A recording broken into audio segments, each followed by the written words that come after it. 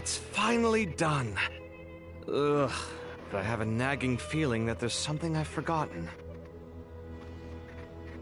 Oh, there you are. Everything wrapped up on your end?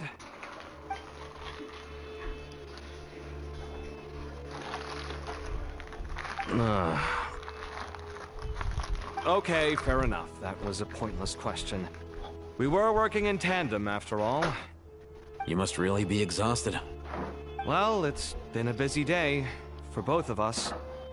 When work ends, you clock out. No looking back.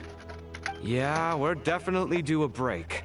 Probably a little late to start drinking now, though. I'll stick with water. Here, this one's for you. Thanks. You want a bite to eat? I can grab us something. Or wait, I think there's a stove nearby. Let me take a look. Are you nervous? A little, yeah. Unlike you, it seems. How are you not feeling at all nervous? Because everything that happens next is beyond my individual control. I don't worry about things I cannot influence. What do you mean, cannot influence? You're the one who came up with half of the strategies we ended up using. There's only so much I can do. I was only doing my duty. Was it like this last time, too? You mean with Azar and his accomplices? Yes and no. The situation back then was easier to control, but we weren't as prepared as we are this time. So the enemy is stronger, but so are we. I still vividly remember the way you interrogated me in the library after the fact. Where were you when Sumeru needed you most? If your memory is so vivid, you might also recall that it was you who came looking for an argument. I was about to say that. Who initiates these things, you know. I came for a conversation. I didn't know it was going to turn into an argument. Anyway, at least I showed up this time. So, what do you think? What do I think? I think we're certainly better off for it. It's good having me around to help out, huh? Absolutely. As a citizen of Sumeru, you displayed a remarkable sense of responsibility in the face of disaster. Certainly feels that way. I just shudder to think how the world would have ended up if we hadn't gotten control of the situation. So, do you think this is what impending disaster looks like? The sky is so clear, and there isn't a whiff of decay or destruction in the air. It's hard to imagine that the fall of humanity could happen on an ordinary day like this. Awful things happen all the time. Sometimes people can stop them, and sometimes they can't. What you and I have done is increase our chances of stopping this one. Lofty ideals may provide no defense at all against nihilism, but perhaps little decisions can. Oh, nothing. It's nothing. I hope everything works out tomorrow. It will. As long as we stick to the plan, our chances of success are good. It's really strange. You're my junior, yet you always seem to act more like an upperclassman than I do. I think it's mostly a matter of temperament. Ugh. Walked right into that one, didn't I?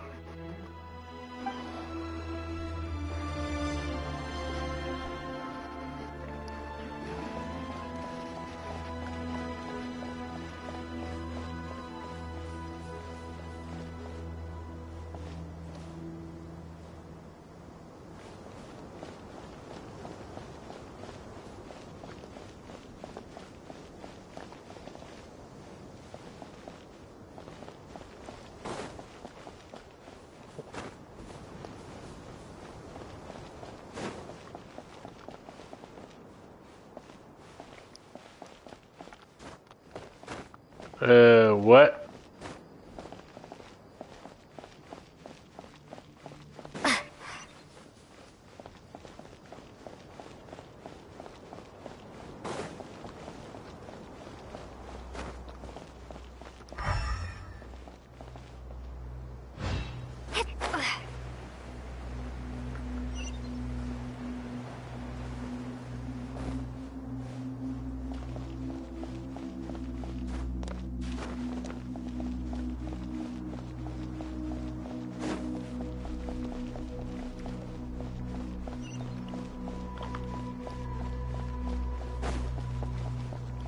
I guess if I can't jump off the side.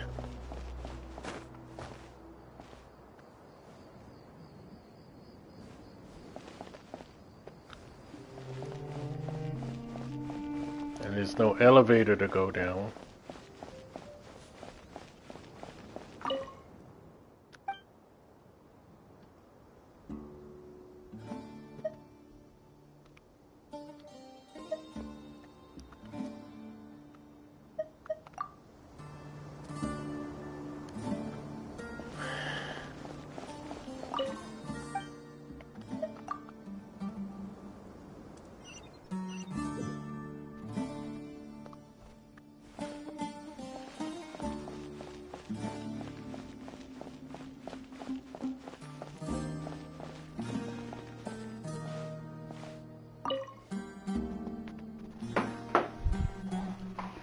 We'll make our move after Hommies. sunrise tomorrow. Good. Is everything ready? As much as possible. That'll be enough. Don't let the pressure get to you. We'll take things one step at a time. That's how we've always done it. Master Tainari! Mr. Sino! So this is where you were. I brought some juice and some water. Would you like some? I know how easily you get dehydrated in the desert, so you should definitely have some water. In which case, I'll have the juice. I gotta ask, though. Who's on juice-making duty at a time like this? Madame Farazan said she was feeling a little nervous, so I told her about the automatic juicer my friend invented. She took it right off me and started making carton after carton of juice. A juicer? Did Sucrose send that to you? Yeah, I hadn't had the chance to try it out before this incident occurred, but I couldn't bear to leave it behind in Gandharvaville. The juice is very sweet. I think so too. Kale, how are you feeling? Physically, I'm okay, but it just still feels strange to me. Why would a great power like this come to someone like me? I know the feeling well. That same question ran through my mind every day as a kid. At least now, you have someone who can relate to you. All the more reason that you should apply for Spantamod. Tighnari fiercely opposes the idea, though. Those two things are completely unrelated. What are we all chatting about, Would anyone like any juice? Oh, you have Juice! some already. I had some earlier, ma'am. Maybe give the extra to someone else? Very well, very well. I shall be off then. There's this enormous power, and then there's little old you. You feel like there's no connection between the two. And that sense of dissonance is difficult to get used to. Yeah. But after all this time, I can't believe this stuff still gets to me sometimes. Makes me feel a little childish. Kale, just because we normally keep the conversation light doesn't mean we can't discuss deeper issues. I don't think it's childish at all. You were the victim of a terrible crime. It's normal to struggle with the fallout from it. You have absolutely nothing to be ashamed of. My professor once told me that no incident can be considered truly resolved until the victim says it's over. Your rage and your pain are completely justified. Thanks. Miss Nicole said that the same god remains which were once used to inflict so much pain upon me have now become a weapon with which I can protect everyone. A It's weapon like or my a own shield? personal kind of evolution. Every innocent person who's been hurt needs time to realize that it wasn't their fault. I was the same. But it's all about to be over. Tomorrow, it ends for good.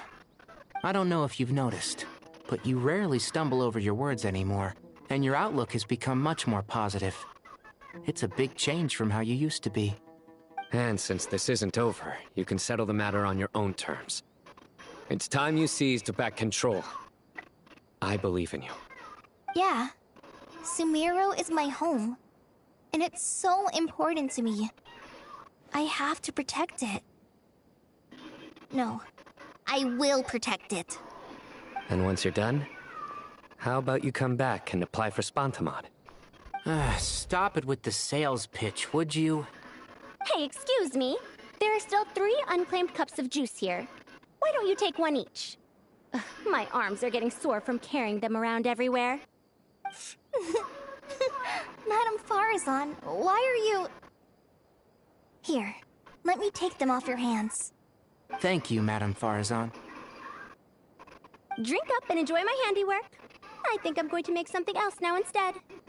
Please, try to relax, Madame Farazan. Your nerves are starting to get the better of you. I know, I know.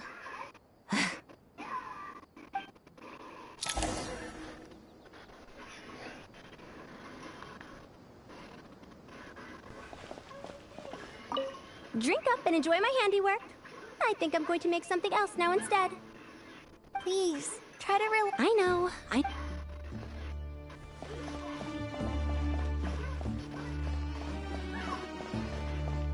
Figures.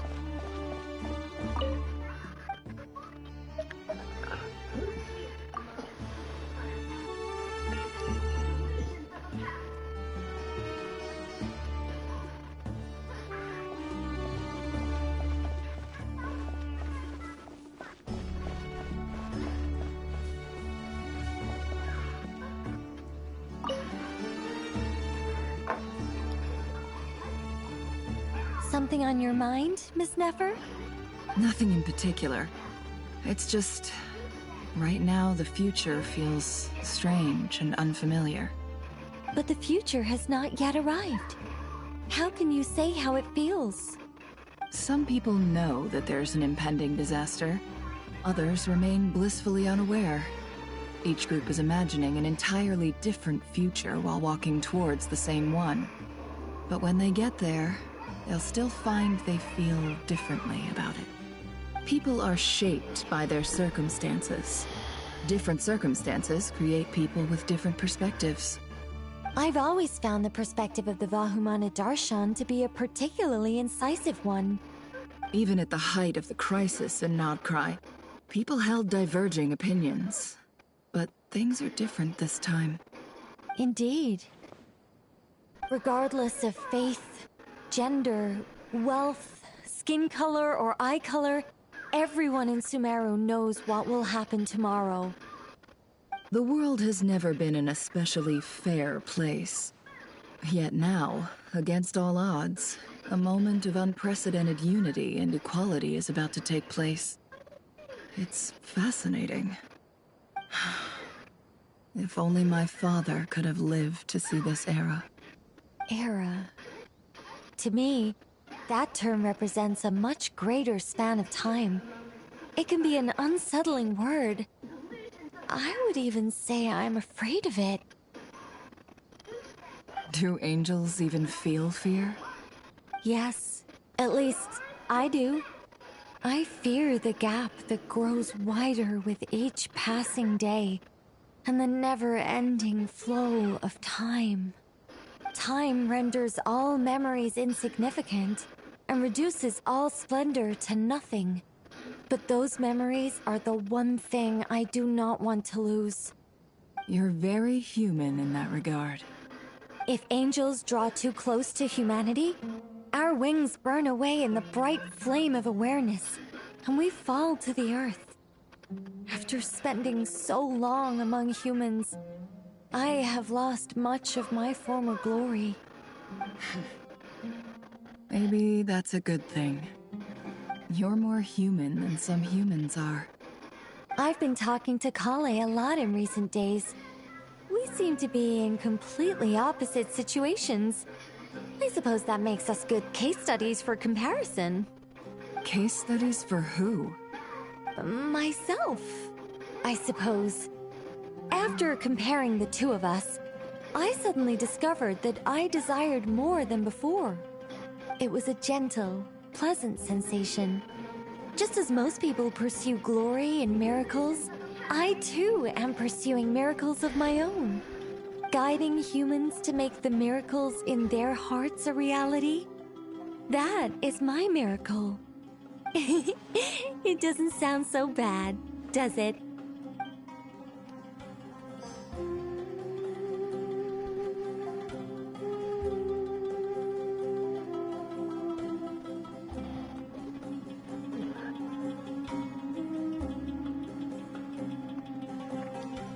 I wonder what the ass are these conversations about anyway? 'Cause they seem so.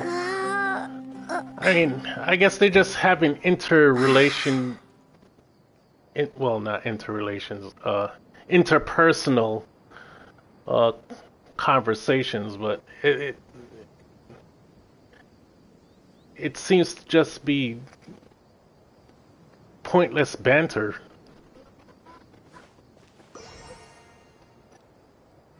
It's like they're talking about nothing.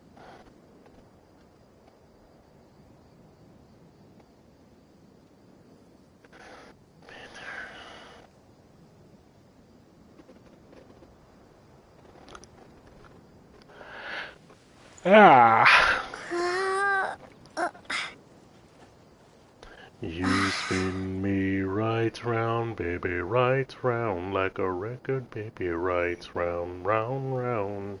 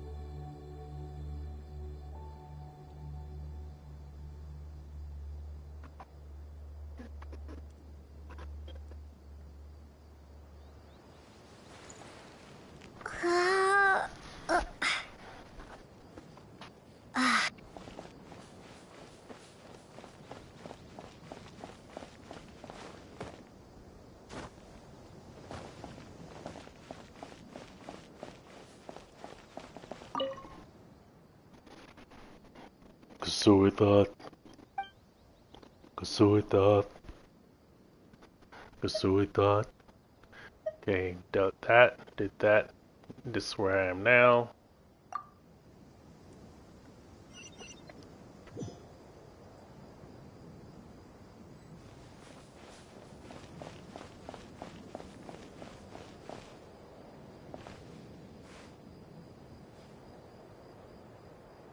Hypatia! Oh. They're bringing back all the old buddies.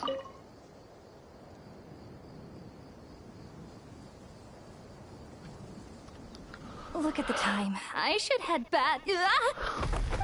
I'm so sorry. I was in a hurry and didn't look where I was going. Are you all right? I'm fine. Wait. You're... Have we met? Not exactly. I think we may have crossed paths by the house of Dana before. Oh. You're Hat Guy! From Vahumana, right? You recognize me? The clue's in the name, Mr. Hat Guy. Fair point. It's getting pretty late. What's keeping you up? I could ask you the same question. If I'm not mistaken, all the workload for the Ratawa Histarshan wrapped up a good while ago. Well, I have something of a background in Satyavada life, so I was helping the Dendro Archon make some preparations. But I must have lost track of time. Did you find the experience enlightening at all? Honestly, it was tedious and uneventful at first. But eventually, I think I did sense some profound truths. But they also brought a lot of suffering with them. I was told that I even shed tears while I was meditating, though I have no idea why. Sorry. I hope I'm not scaring you. Not at all. It just proves you're very accomplished in your research. Good night. I wish you all the best for tomorrow. Thank you, sir. You too.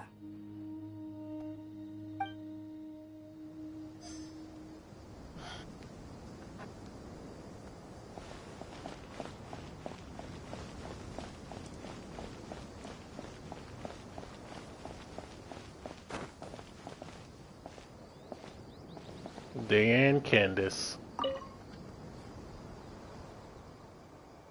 Too bad we've got a fight tomorrow. I could really do with a stiff drink. Let us pray instead. Prayer. How nostalgic. Lord Sangama Bay. Came to get some fresh air too, did ya? That's right. Actually, I was hoping I might run into you, Dia.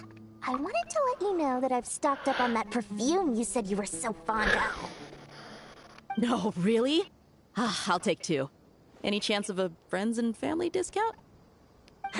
I knew you'd ask that. And I'm afraid to say that... Surprise! It's free of charge. That's very generous of you, Lord Sangama Bay. Does this mean you've made a fortune in Notcry? Nope. Turns out, it's not that easy to turn a profit there. I even ran some assorted losses. But anyway, that has nothing to do with why I wanted to give you and Dia a small gift. Remember that merchant caravan you two rescued in the desert last month? That was transporting my goods! No way! I had no idea that was your shipment. Explains the, eclectic mix of goods, though. Lord Sangama Bay's investment in the desert and generous stockpiling of goods has helped many people over the years. The shelters you funded especially have made life a little easier for the children and the elderly. Wait, how did you know about that? Oh, I see. Nefer told you, didn't she? Ugh, that pesky lady. Aren't intel brokers at least supposed to charge for divulging people's secrets? She and Candace go way back. It's normal for close friends to share things you wouldn't tell to everyone else. Sure, but why did they have to be things about me? That's how Nefer shows that she cares. She wishes for all of us to know what a generous person you truly are. It must be hard trying to make a living far away from home. Just because we can tell what kind of person you are doesn't mean everyone else can. Well, maybe her intentions were partly good, but I don't think that's the full story. I'm sure she enjoyed knowing how much it would annoy me. I'm telling you, Nefer's got a mean streak. Definitely with you on that. Does praying help you stay calm? Defending one's home is a just cause. My heart is filled with a mix of anger and hope. Anger. You know, being able to get angry is a good thing. It shows that you're in touch with the real world, and that you have the passion to pursue something you believe in. Oh, my lady? What are you doing out here? Just taking a walk to clear my head. And look where I ended up. Were you praying just now? Yes, Miss Dunyarzad. Would you like to join us?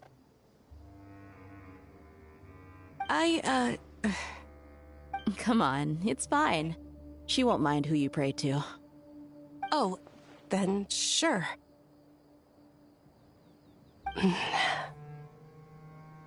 I remember you, Miss Dunyarzad. You visited my shop before. If I recall correctly, the god you worship is the Dendro Archon, correct? That's right. She is such a gentle and kind god. But to me, she is more than just a god I worship. I see her more as a friend. And so do many others.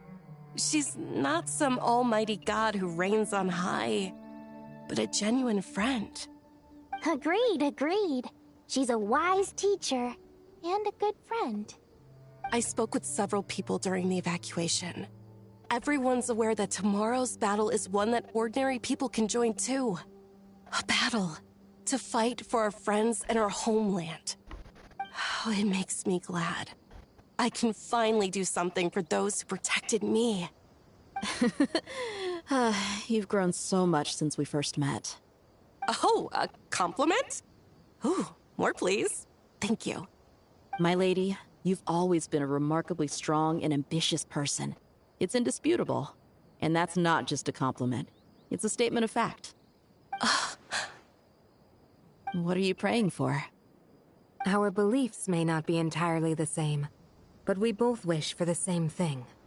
I pray that everyone will rise to the challenges ahead and return safe and sound. I pray for the safe return of all my companions.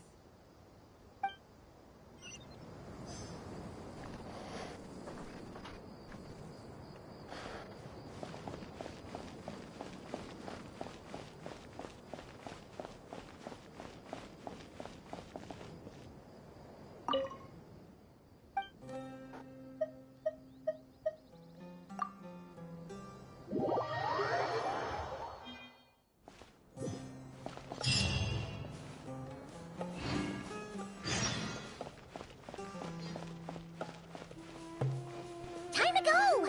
Let's meet the others at the Mausoleum of King Deshret.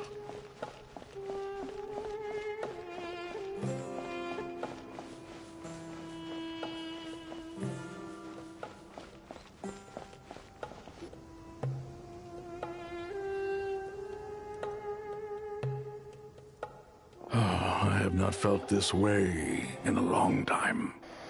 Standing up high, gazing out at the rolling dunes. One cannot know what freedom truly means without first losing it. The Golden Slumber truly lives up to its name as a dreamland. Though desert sands exist there too, no mirage, no matter how glorious, can compare to true beauty. Dendro Archon, what is on your mind? I was wondering whose counsel I should seek on the questions in my heart. What kind of questions? So many. More than can be put into words. As I once said to a friend, we look, we see, and we comprehend. But the question still troubles us. What are the many disasters that this world faces, but the sum of all irresolvable questions? The biggest question you should be asking is how to seize victory. Yes.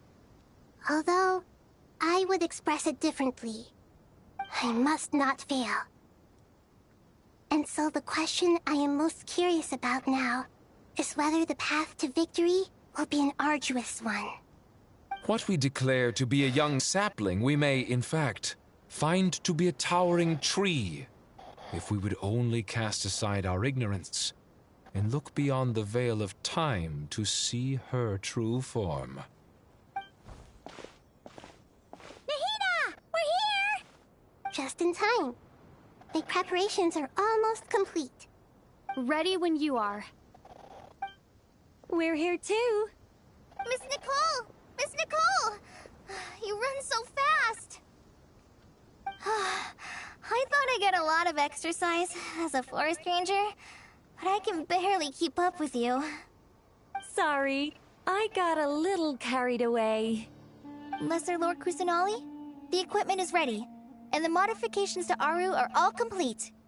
As discussed during our meeting, accessing Irminsul via the Akasha is no longer feasible at this stage.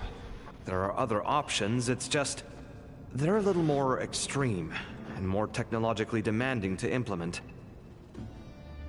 Maybe you should take it from here. The architecture and functionality of the Akasha terminals overlap considerably with Aru. There is reasonable evidence to suggest that one was developed based on the other, or that they both utilize technology of the same origin. As long as the transplant and merge operation succeeds, Aru should theoretically work on a scale greater than the Akasha and approximately equal to Irminsul. It will become the largest active computing device in all of Teyvat. A system this powerful is capable of a lot of different things. In the past, the Akasha was primarily used for one-way information transmission, but I suspect it could also serve as a central bridging hub.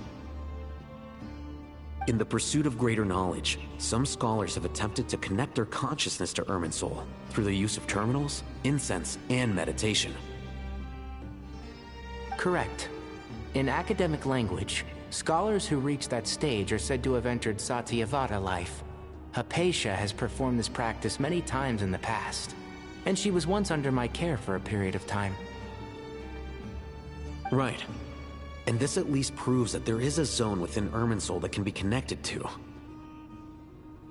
That's right. Providing wisdom to the people is one of the very reasons for Irminsul's existence.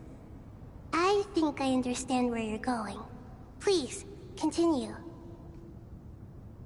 In that case, I'll skip to the conclusion then. We need to further modify Aru, merge it with the Akasha, manufacture terminals, and distribute them to every single person we can reach. Every person? Even the desert folk? Yes, everyone. I've already calculated the amount of raw materials we need. So you mean we're going to get new Akasha terminals? Yes, but this time the people of Sumeru won't be using them to acquire knowledge, just to connect to Irminsul. That's the key.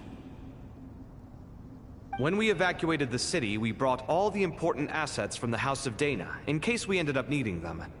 Fortunately, this included the Akasha system's main terminal. We've checked all the relevant records, and one thing is certain. Nothing like this has ever been done on this scale before, so...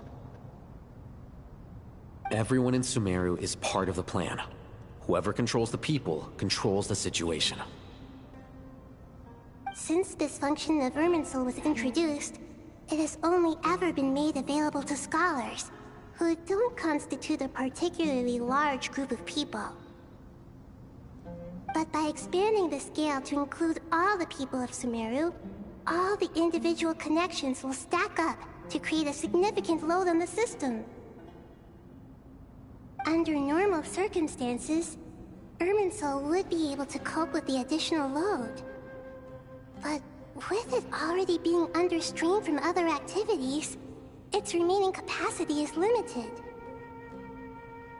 Thus, it might be possible to shut it down completely by overloading it.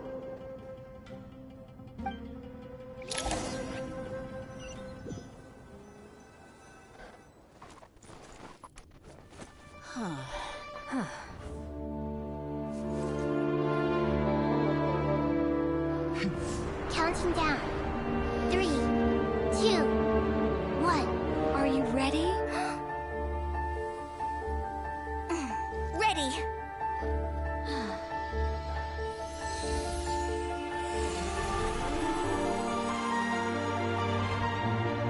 She's buffing everyone.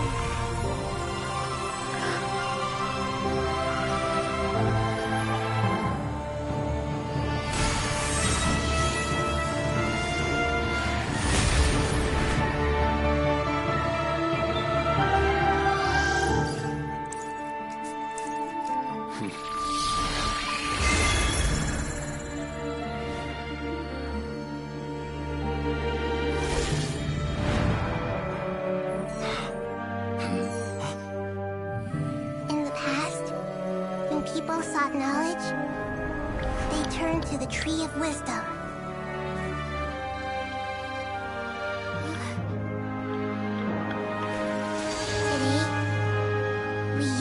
save Sumeru and the whole world. These vows that nurtured learning must not become tools for destroying the world.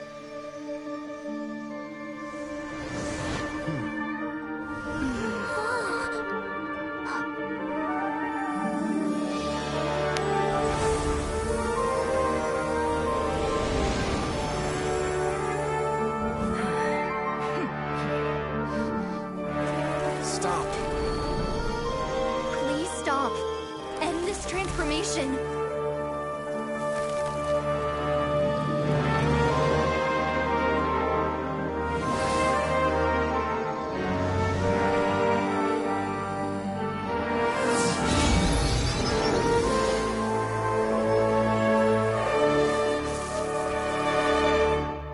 You would shut down Irminsul just to stop me?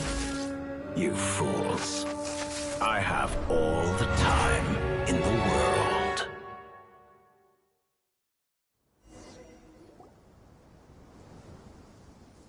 Success! The evil Irminsul tree is step growing! Great.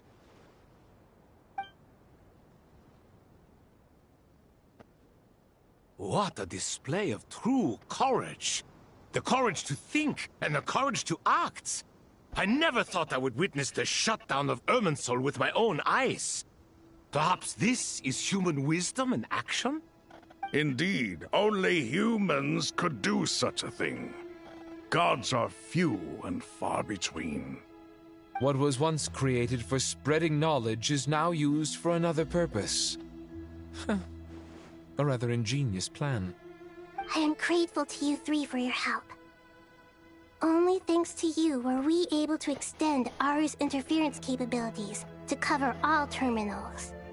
Now, nobody who wears a terminal will have their activity accurately tracked by Irminsul. No matter how many eyes Dottore possesses, he will not be able to see us clearly. Now for the next step. I will need the help of your supreme powers once again. How might we be of service, Lord of Dendro? I need to reach the Eternal Oasis immediately. Right now? In that case, Ibis King, would you agree that this is a fine opportunity to dust off our old tricks? Never. I assume you have that chess set with you? You mean the one you gave to me as a gift? Asking for it back, are you? How could I? You misjudge me. I just wanted to show you another way you can use it. Connect to Safei Shatranj.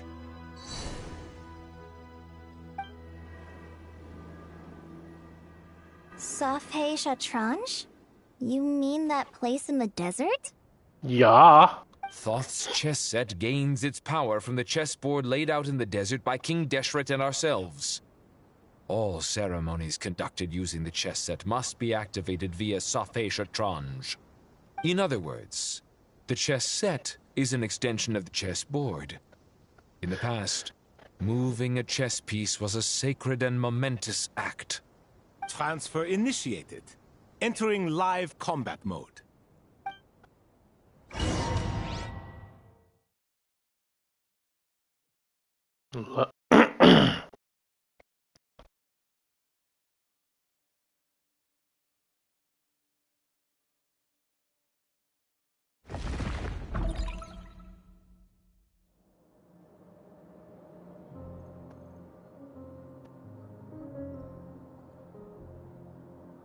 We haven't heard a single word from our spy in the desert.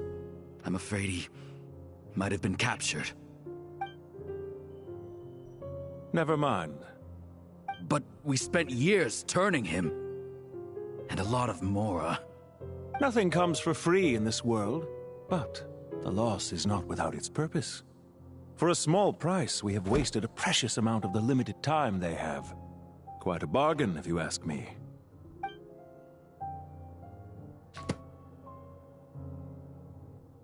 Understood.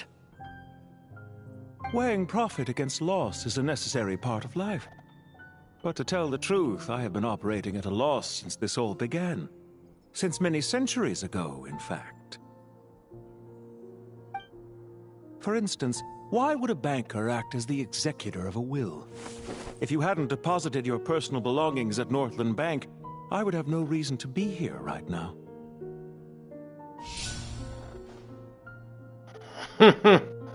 Dottore, I've placed your final data backup into the ley lines as per our contract. I trust we are now square for the safe deposit fees you paid. Is it not a little petty to split hairs like this, given our amicable relationship? I consider sound bookkeeping a matter of principle. Do not forget that you only live to see this day thanks to me. In fact, every day of your life since you met me, you've been living on borrowed time. Why, that's hardly a fair assessment. I will concede that my survival was perhaps at your whim, but I became a harbinger on my own merits. Managing money is not like other professions. Mine is not a role I could have acquired based on your recommendation alone, and certainly not one I could have lasted so long in without genuine ability. The information stored in the ley lines is quite comprehensive. Rest assured, I have not forgotten how strong your pride is. Well, I presume you have no sense of fragmentation while talking with me. How could anything possibly go wrong with such strict measures in place? The remainder of your soul was split in two, with one half sent to Nodcry and the other stored in the most secure vault of the Northland Bank. Though I must say, your disdain for the other segments is quite amusing. Zandik is you, and you are Zandik. Zandik created the segments, yet you, a segment yourself, reject him.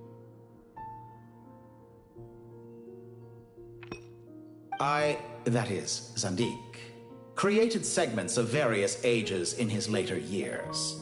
To achieve this, he had to freeze time and part with a portion of his soul. But as constructive as it sounds, it erases my uniqueness.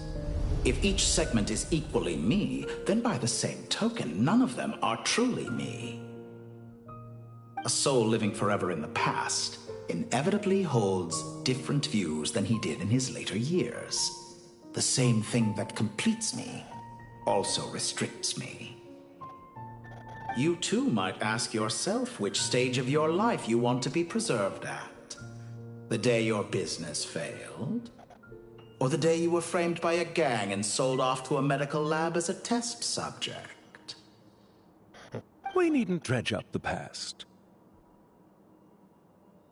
This undesirable plan was eventually scrapped. Lesser Lord Kusanali was quite right. I needed an opportunity to eliminate myself.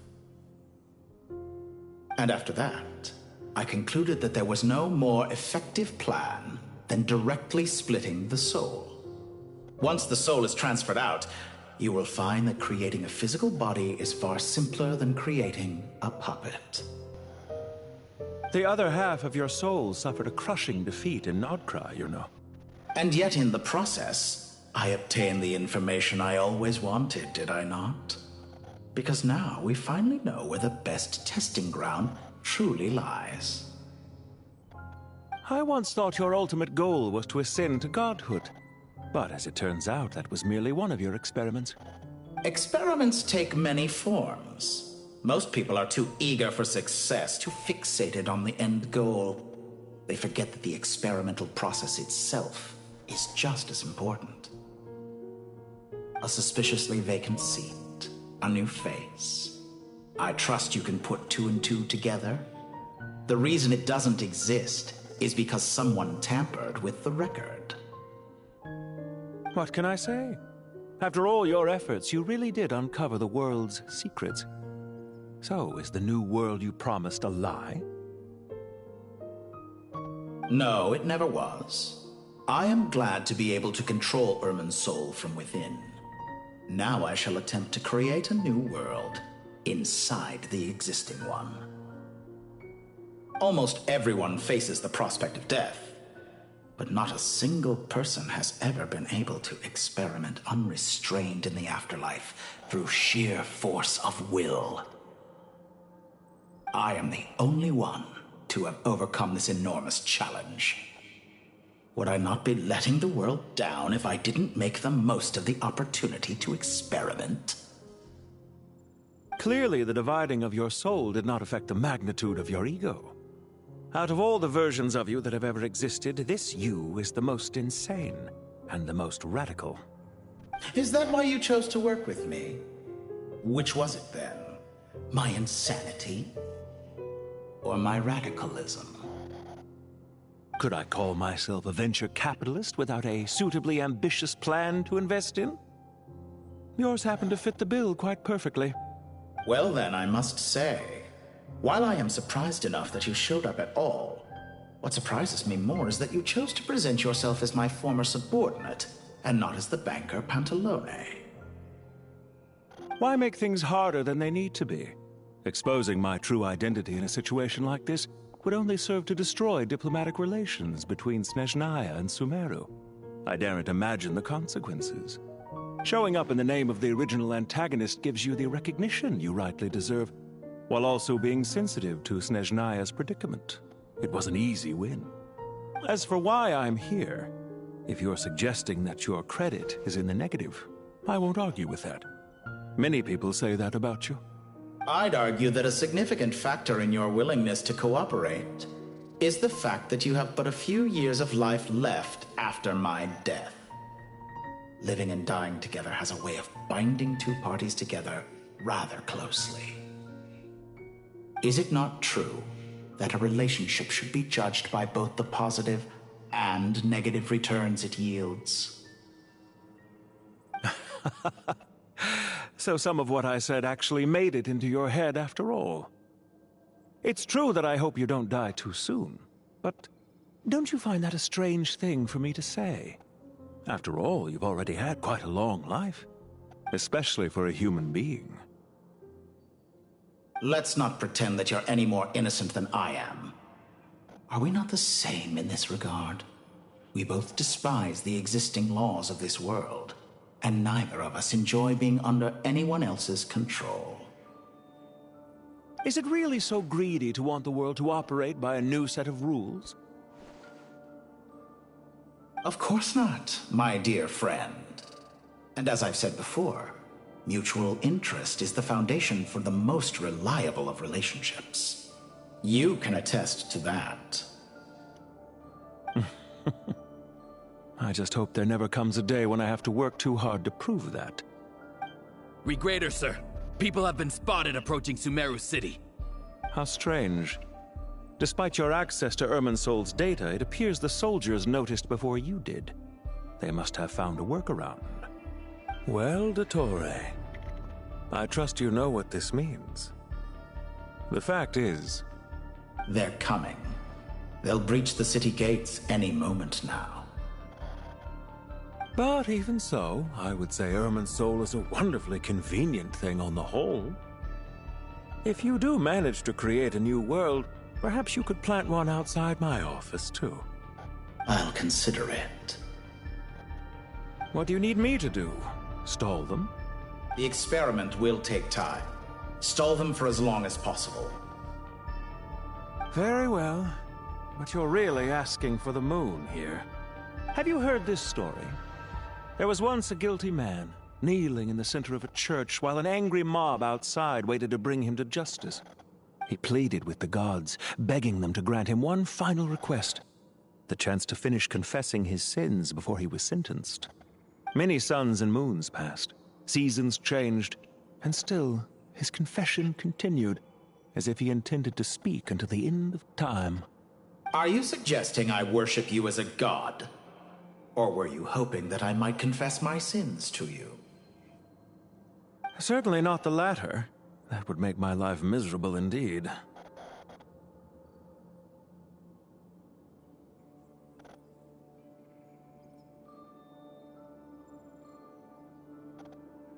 For someone who despises them so, you never seem to have any objections to me creating or becoming one.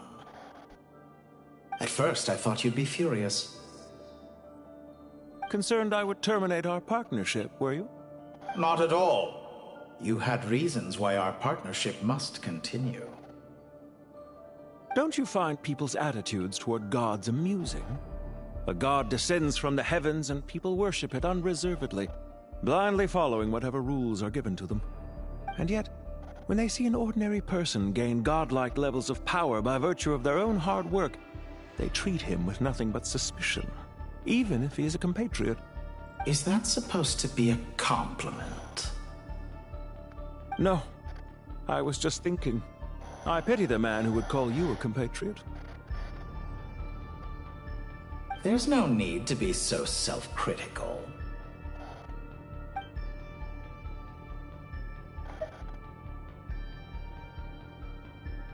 I know it's a little late in the day to be asking this, but how have you been keeping? I'm flattered that you would take the time out of your busy schedule to consider my well-being, Doctor. The part of your soul that went to Nodcry caused quite a stir, sending our organization back to the drawing board on numerous fronts. It was quite a headache for everyone involved. Dear me, I must have caused you no end of trouble. You certainly did. I had the rare honor of being summoned before the Tsaritsa with Pulcinella to answer for myself. A terrifying ordeal. Don't worry, I pulled through. At most, it's a public relations nightmare.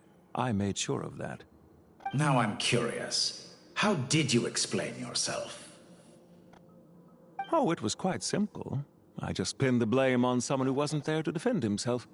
I could hardly be expected to defy the demands of someone as insistent as the Second Harbinger, now could I? How you slander me. You know full well that I am perfectly amenable to reason. There's no question that you are partly to blame for the ruin of my reputation over the years. Do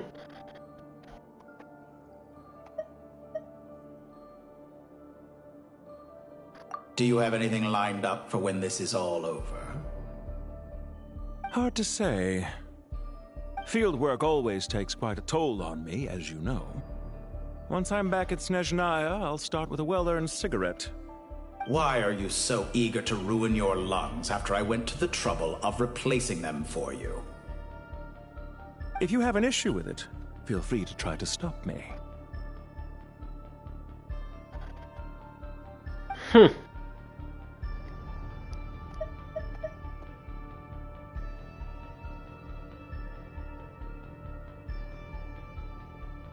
What's on your mind? The limits of humanity. It's a pity. Despite running countless calculations, I find there is simply no way to reduce any further the amount of one's soul required to sustain an individual. It's rare to hear you admit to being unable to achieve something. I beg to differ. For instance, as I've told you before, the original me was prone to motion sickness and couldn't make long train rides. Ah, yes, of course. One of the reasons you often sent yourself out on errands. What are you thinking about now? A new experiment. In the event that my soul was depleted, say we extracted my data from someone else's memories, yours for instance, and then combined it with your intact soul as the base material, what would we create? Such a scenario would be impossible. Oh? As long as your current soul survives, there will be no need to create a new individual. Don't forget, you were the one who approved of the present situation wherein only one Dottore remains. And if you ceased to exist, who would be capable of performing this experiment?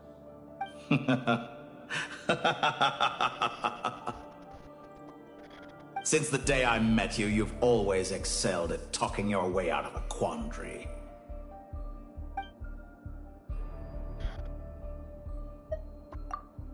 Isn't it a little too early to be saying goodbye? Not that I wish to keep you from your business, of course. Very well. Let's leave the conversation there for now.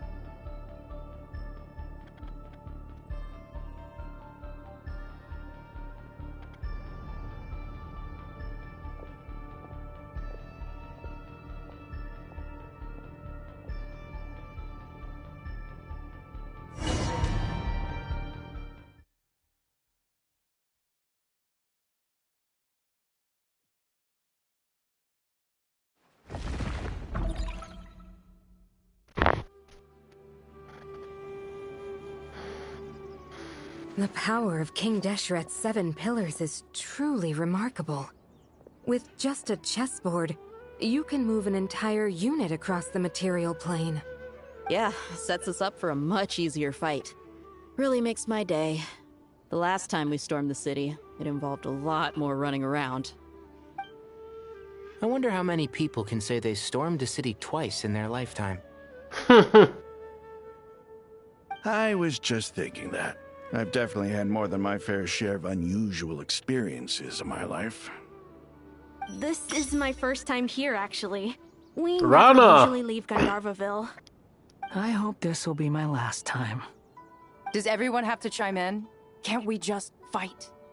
What an amusing comment, my dear lady. Yet humans often alleviate tension via small talk, do they not? Wow! Why is Candace's shield talking? Because the image on her shield is one of me. And I, of course, can appear wherever I wish to. Huh. Well, la-dee-da. Isn't that fancy? Could I get in on this? You wish for your gauntlet to speak? Why, certainly. Ahem. I think you'll find that it is I whose image is carved hereupon. Thanks. Definitely feel stronger now. You're welcome, my lady. I am glad to lend you my power. Sino, what's the situation? There are troops stationed at every entrance. As we expected. A frontal assault will suffice. Everyone, stick to the plan. We'll take the main entrance. You head for the House of Dana's side door. Move out.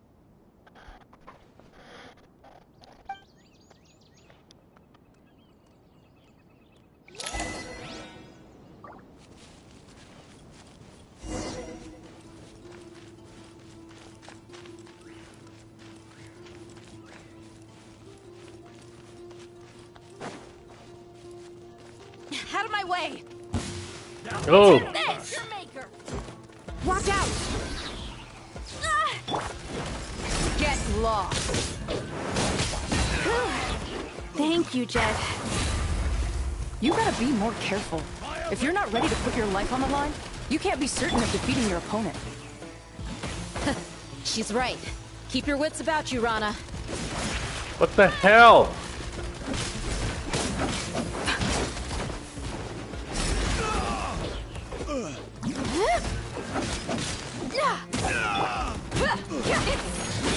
Jam. You ain't messing around!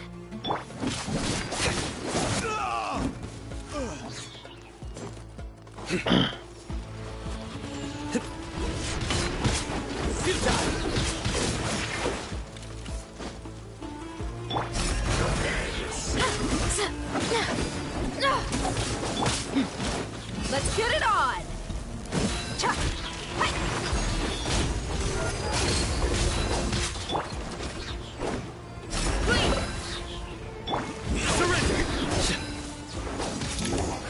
Can't run from death.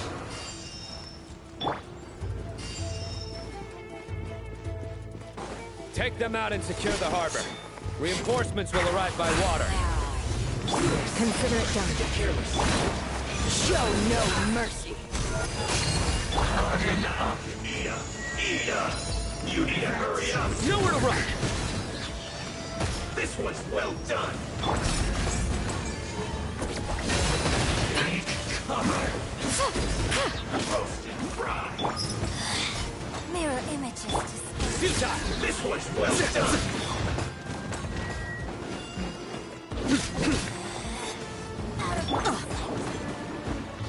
This first. Buckle up! Roasted You're exposed! Flows through me. Surrender! You need to hurry up.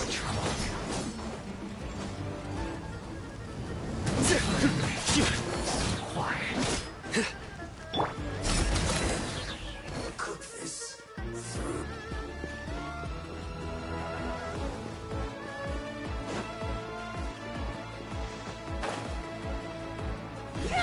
Looks like we're in a dangerous fight.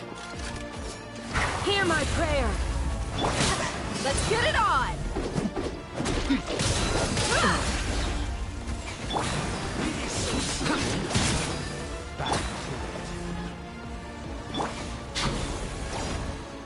Your sins weigh upon your soul.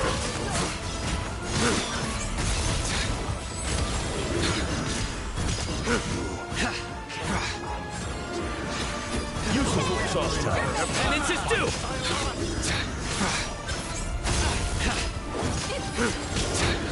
Guilty. Angel! Send.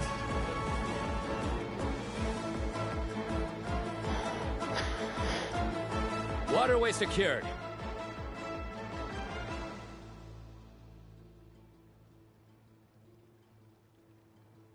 Brothers! Sisters! Perfect. Just in time. Welcome.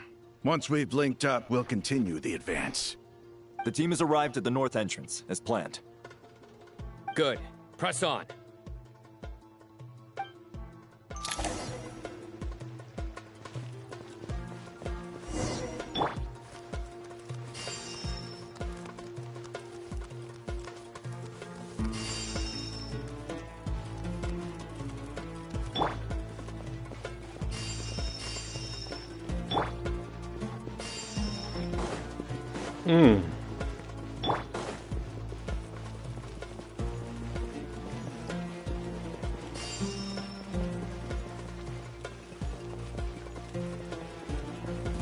Are you here to play with me?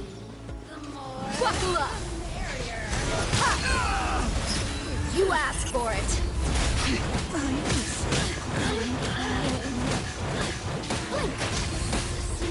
Waste of time! Grant us your blessing! Time for the big one! Run while you still can! There's nowhere to hide! Pin them down!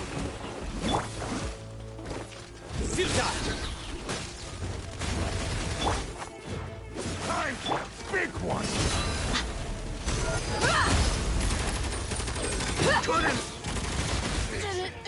Take too long.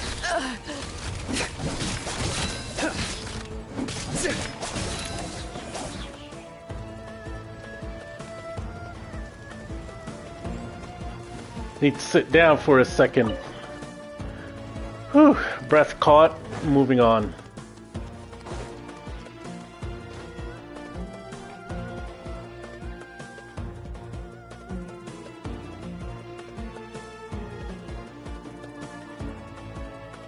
Look out!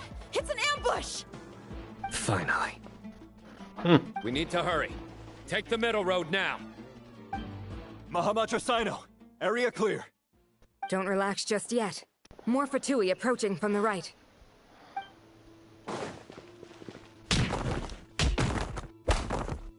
Irminsul cannot track our movements. If necessary, we could split up. Don't worry. We'll wipe them all out. As you can see, our people came raring to go. Good, good. How are things with the Traveler? Can Tainari keep her safe? Don't underestimate Tainari just because he's a forest watcher. He can handle it. I thought he was gonna say All right. Scholar. You know that's not what I meant.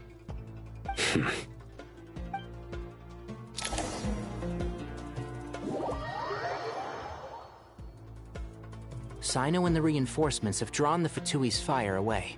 It's our turn. By using a cluster leaf of cultivation, we can pass through certain terrain silently. Good luck with that. We'll just fly up there. Huh? Oh, yeah. Paimon forgot she could fly. Paimon remains dumb. Ready.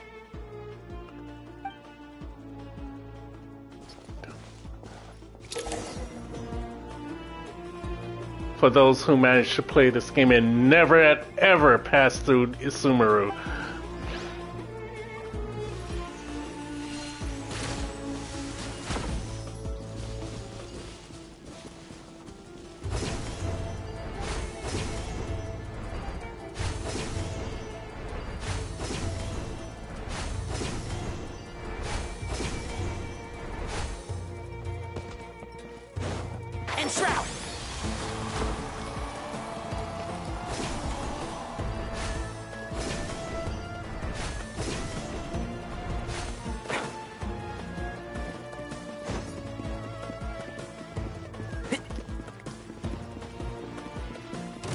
Keep up. One with the forest. I'll uproot you! This ought to do it. Couldn't fix it. Quit following me. Search for it. Sounds quiet. Too slow.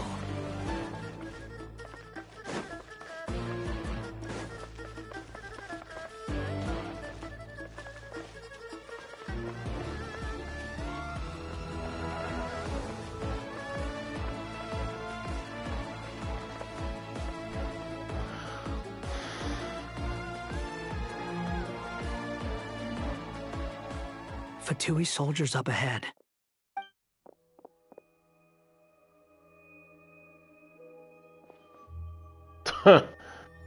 Careful. Prepare for battle. Hey! There's people over there. You have some nerve showing your faces here in the center of Sumeru City.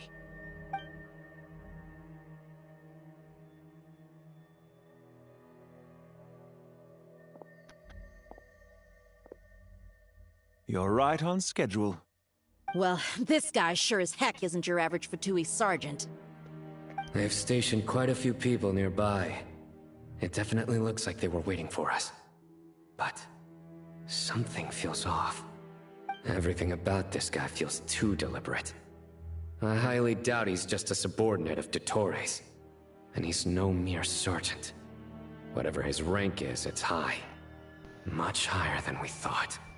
So you've been waiting for us. But it looks like you're geared up for a conversation, rather than a battle. Very clever, General Mahamatra Sino. I know you're the one in charge of this siege, and I look forward to making a deal with you. A siege? Sumeru City belongs to us! Historically, yes. But things can always change. We have quite a sizable force with us, you know. For instance... There's a Fatui ambush at the north gate. Can you handle him? We can for now.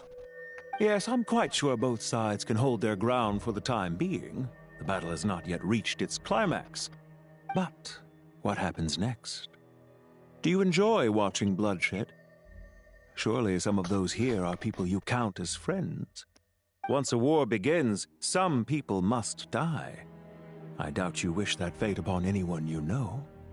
Wait a second. It's a trick. He's not even there. Silence! He disappeared. What was that? A ghost? Curses. He was never there to begin with. That was just a shadow projected there to lure us in. Enough talk! Attack! I apologize for being unable to accompany you at this crucial moment, but I am compelled to leave for reasons beyond my control. Please excuse me. Sumeru's General Mahamatra is quite ruthless. It's a good thing I wasn't there in person. Your illusion held them up for a time just fine. But now that they have seen through it, they will realize you were just a decoy. Decoy or not, what matters now is that they will be heading your way imminently. Not imminently. They are already here.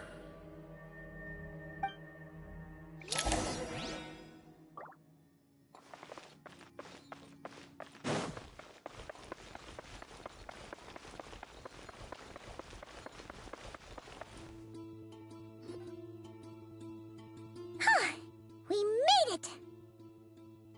This is far enough. Tighnari, you go help Sino. Don't worry about us. We'll manage from here. Are you sure you don't need me to stand guard? No need. Once the connection is established, we'll disappear from the sanctuary of Surasthana. Go help the others. All right. Goodbye for now, then. Please tread carefully.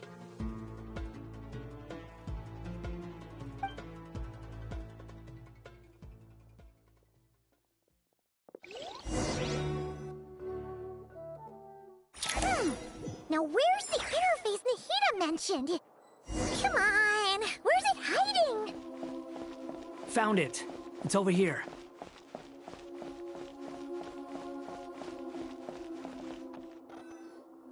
We can connect to the inside of Irminsul through the Sanctuary of Surasthana's built-in security system. You should be pretty familiar with the process. Is it the same route as last time? For the most part, we don't need to adjust any of the parameters. Then I should be fine. And Paimon? Once you're both ready, we'll set off. Wait! The stakes are way higher this time, right? Maybe Paimon should stay outside and help the others. Then Help them do you can what? focus on the fight without having to worry about Paimon. Huh? Why are you staring at me like that? Good question. It's nothing. I just suddenly realized how much you've grown. Hey, you've grown quite a lot yourself. Don't you two start getting into it again. Well, anyway, Paimon thinks she's pretty knowledgeable. Who's the best guide in Tavatigan? And don't forget, Paimon's a college student now. If Is we that say a Alhaitham's fact? not a weirdo, it's hard to explain how he came up with the idea of you applying to the academia. But for all that he counts, you're doing surprisingly well in your studies. Is that Show a how fact? important it is to have someone supporting you. And Paimon's not the only one. Let's not forget that you only became a student because of Nahida's personal recommendation. That's fair. I have learned a lot in Sumeru. Oh yeah. Did you ever come up with that ugly nickname you promised me? What? No way! We're friends now! Paimon gave up on giving you one ages ago. Anyway, isn't Hat Guy enough of a nickname for you? Fine. Suit yourself. We need to go.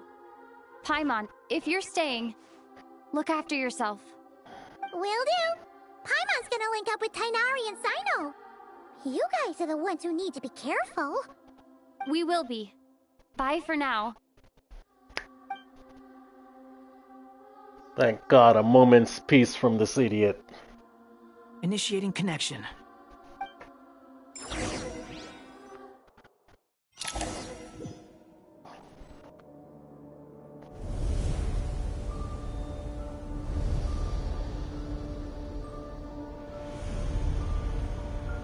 You got to be fucking kidding me.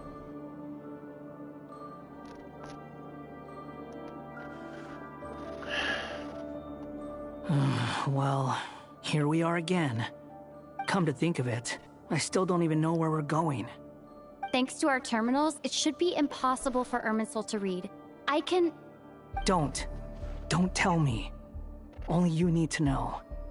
That way, whatever happens to me next, it won't affect your progress. Listen to me. Your safety is just as important as mine. Don't even think about sacrificing yourself for the greater good. We came here together, and we're leaving together. All right, if you insist. I won't argue with you. Was that your plan?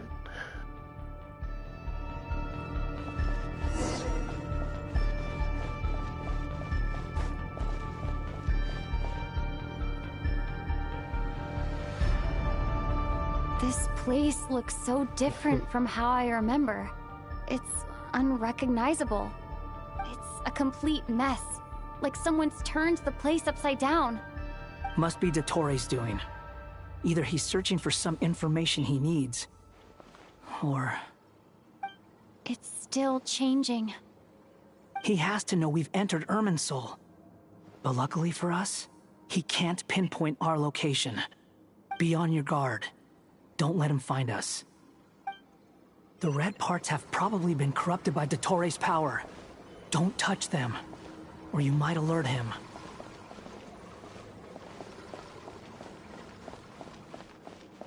I'm tempted to touch it. I want to touch it. I want to touch it!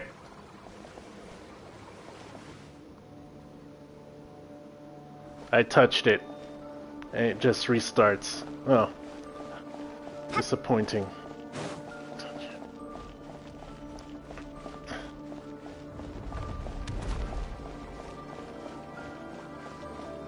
He's looking for us. Tread carefully. That wall could be a problem. Fortunately, it looks breakable. Give it a shot.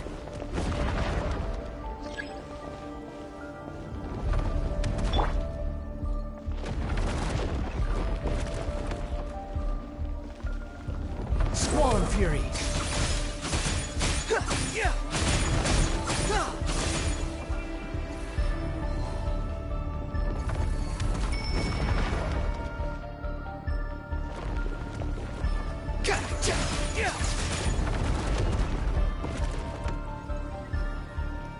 Oh, it heals back.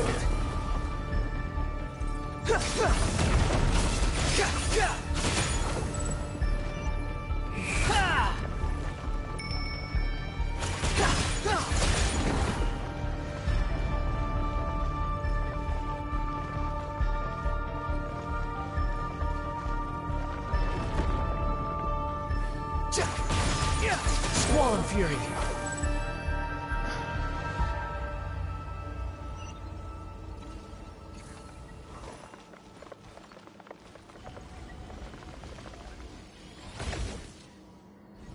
Behold! Upon the gale. Oh, crap. The wind rises.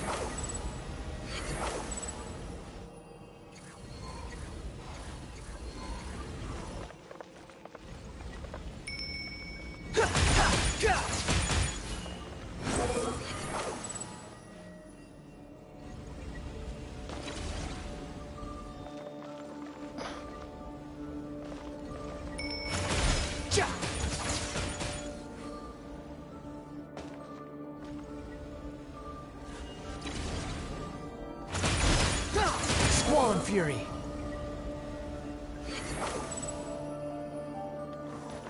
The same old trick again? Are you kidding me? Let's handle it just like we did before. This cheap trick isn't gonna stop us.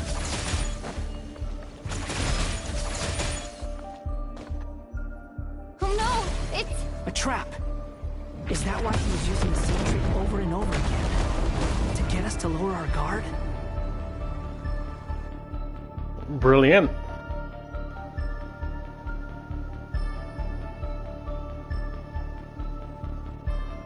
I'm trapped!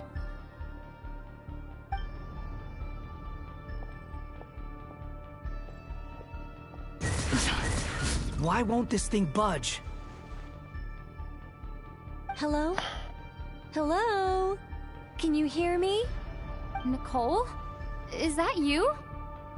Yes, it's me.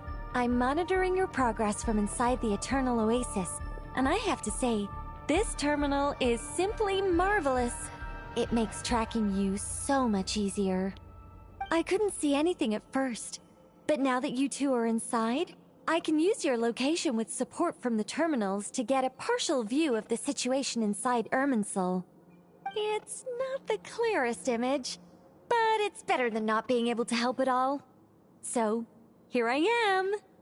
I can't intervene directly, but I can help to guide you out of the jam you're currently in.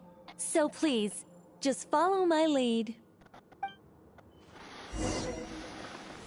Dottore in his current form is a blight upon both Irminsul and the ley lines. Pay attention to your surroundings. There must be sources of his contamination nearby. The corrupted information is... Is that one of them? Precisely. Take it out. Good work.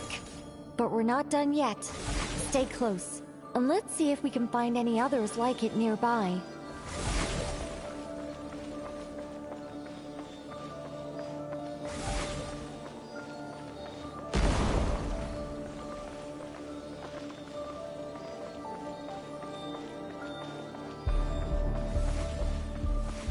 This kind of reminds me of that phlogiston maze in Natlan. Behold! This must be another one. Agreed. Now... Oh, wait! Watch out! It's Dottore. I think he's found us.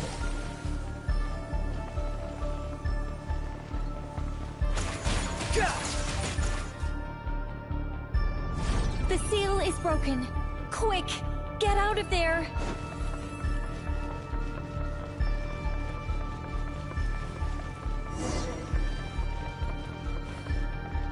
And where exactly do you think you can run to? Wait, what is that? Pursuers. That's gotta be it. Run! Don't let that thing touch you. Dodge that attack.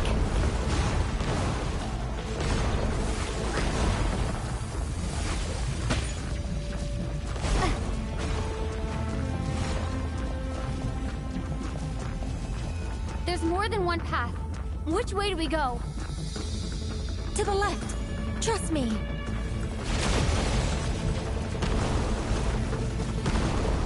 Fleeing like vermin. What a pathetic sight. Hey! Watch yourselves. Stay focused.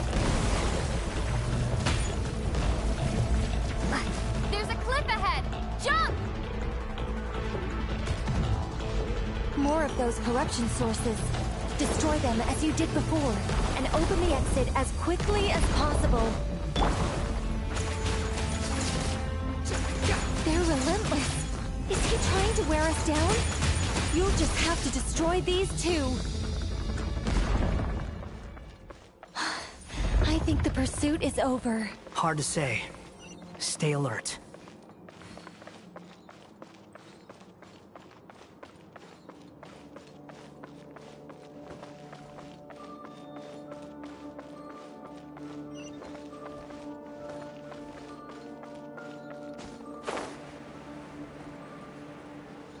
I should have... whatever. Whew. I think we've made it to relative safety. Phew, goodness. That was tough. You doing okay? I'll be fine. Don't worry. Take a short rest, and then... Nicole? Nicole! The connection's been cut. But that means... Look at you supporting one another. How very touching.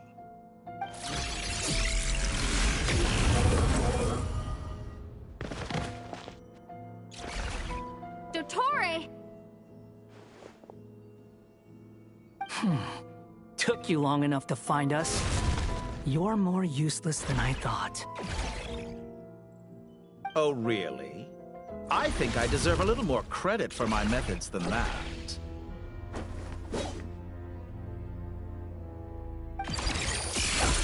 Rather than hunting you down, I chose to let you roam free. Exalted I Master, indulged your presumption that I was whatever. unable to track your movements. Played along with your clever little plan. Fleeing is for animals, but I rather enjoy watching you flee. Some things lose the will to run altogether as soon as you put them in a cage. If that's true, then why did you come looking for us? Because I wanted to observe you up close, of course. Don't misunderstand me, I'm not here for a fight. Is it so unusual that I wish to greet my old acquaintances in person? After all, it's been a while. Scaramouche.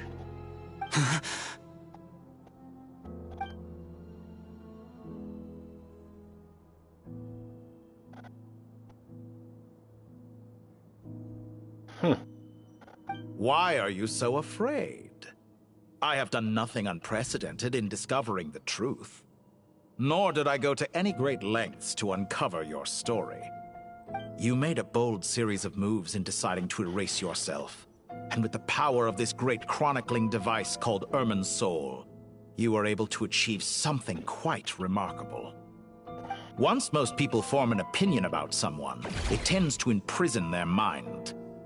Yet you managed to erase every trace of your existence. A novel take on death indeed. However, this meant that you stood out to me all the more when I saw you in Nodcry. I didn't even have to go looking for you. Just the sight of you was enough for me to intuit the truth. For someone in my position, connecting the dots was a trivial affair. It would have been more surprising if I hadn't managed to piece it together. You seem very pleased with yourself for figuring it out. I'm sure you'd even be more delighted to learn the full extent of your crimes. That would hardly be necessary. Besides, isn't there something that concerns you more right now? Something that fills you with dread? Let me put your mind at ease. I have no intention whatsoever of restoring any of the records you deleted. For one thing, it would be exceptionally difficult. But more to the point, I doubt that the prospect of losing your current life is all that frightening to you. Because in your case... the cruelest twist of fate is that you'll never again have the chance to make up for any of your mistakes. Isn't it? Dottore?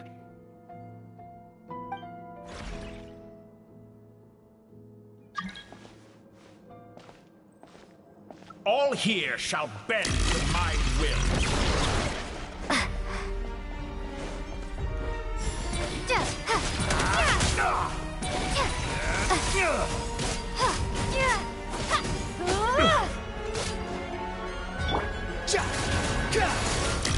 Squall Fury, you're dead!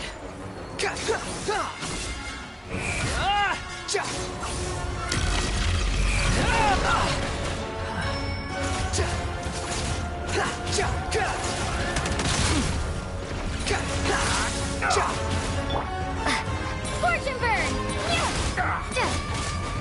I'm afraid you'll need to do better than that to take me down. I expected you to have grown stronger. Ah, how foolish of me. I forgot that you lack any means to increase your power. You will pay for everything you've done. Oh, will I now?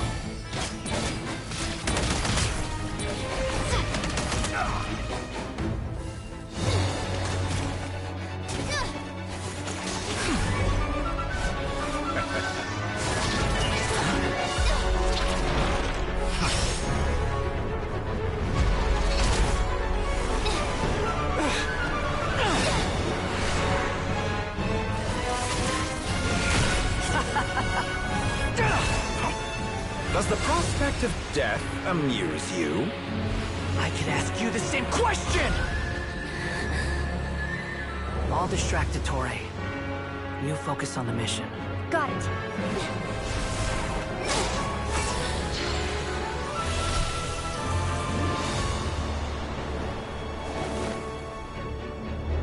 For the hopes and dreams of the masses. Open the secret door on this enchanting night. May wisdom's light eradicate ignorance and darkness, and hereby fulfill our ancient vow. Commence data extraction.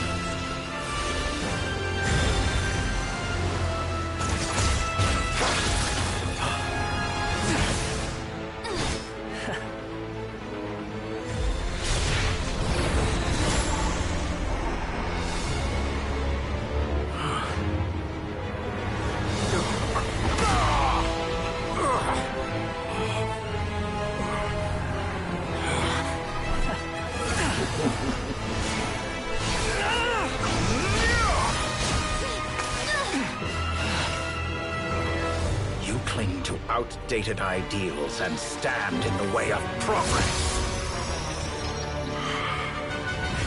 You will pay for interfering with the grandest experiment of all time.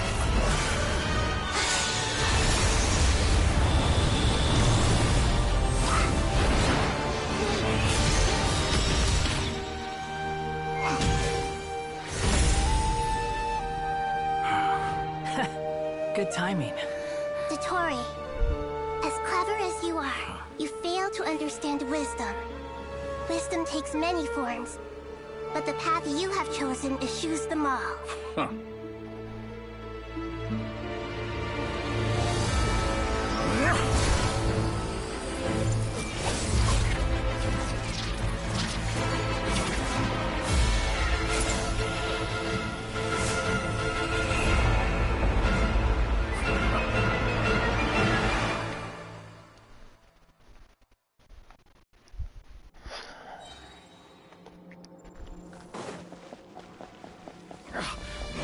strength is fading!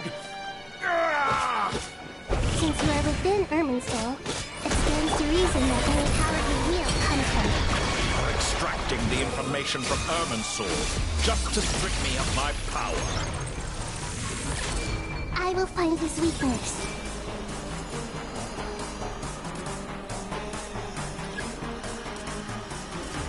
What the fuck?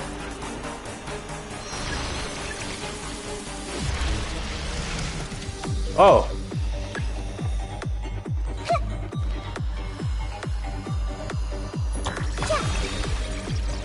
I see everything.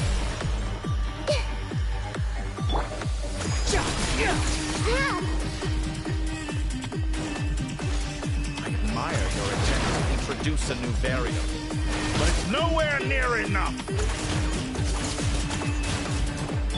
Everyone hold hands. Just like a little buzzing fly. Time to ignite. The Temple of Wisdom. A petty trick.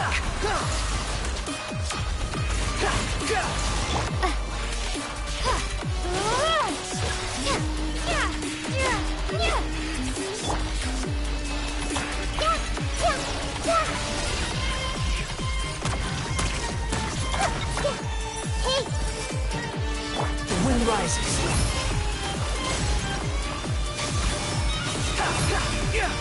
Burn all before you!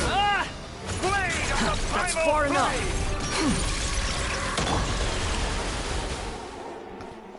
Gasuit Thoughts attack. Fortune burn! They're so close. Just hold on a little longer. I'll hold him off. Traveler, Hat Guy, the rest is up to you. We certainly have a knack for surprising each other, don't we? I'm just getting started. It's time! Say your prayers. The enemy is dancing, but watch your back.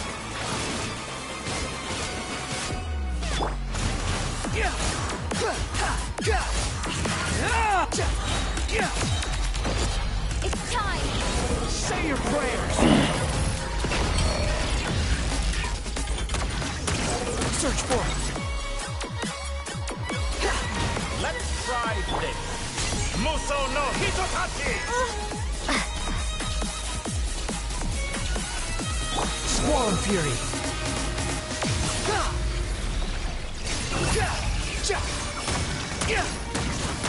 Quit following me. Burn all before you! Blade of the primal flame!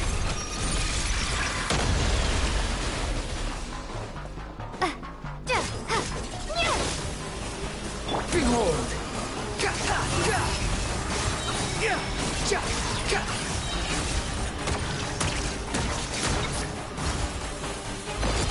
It's time! Say your prayers. Hitotachi! Missed, bitch! Time to ignite!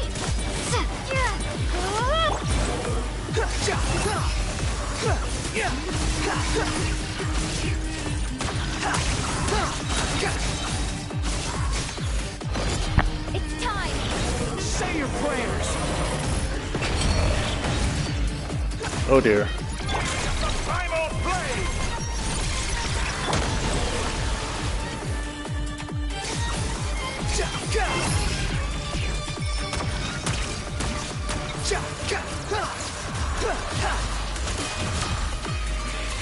Squall Fury.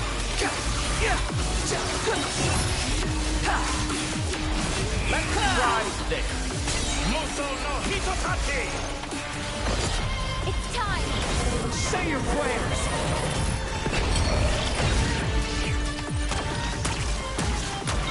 Made me waste my shit, you bitch.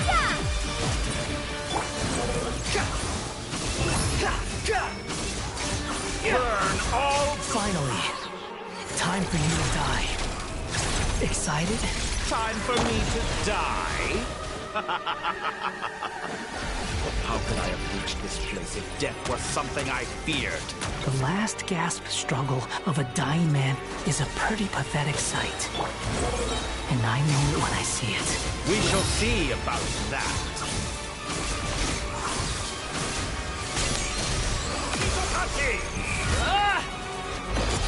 God damn it. Say your prayers.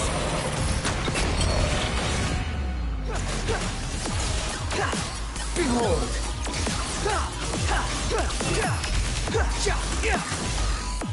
Burn all before you. Blade. It's time. Say your prayers.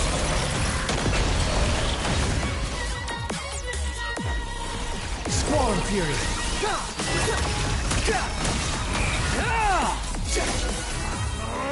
That's enough!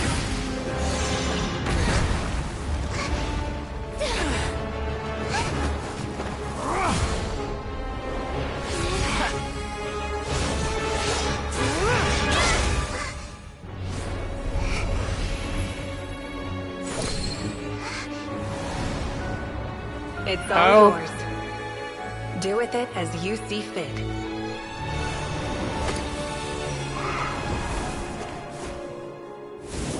Just as you say, this world is home to some archaic things. And as you suppose, you are a formidable opponent. You have long coveted the secrets of wisdom. So now, I will demonstrate true wisdom in action. I invoke my supreme authority as the Keeper of Irminsul. Commend me or condemn me. But give your verdict now!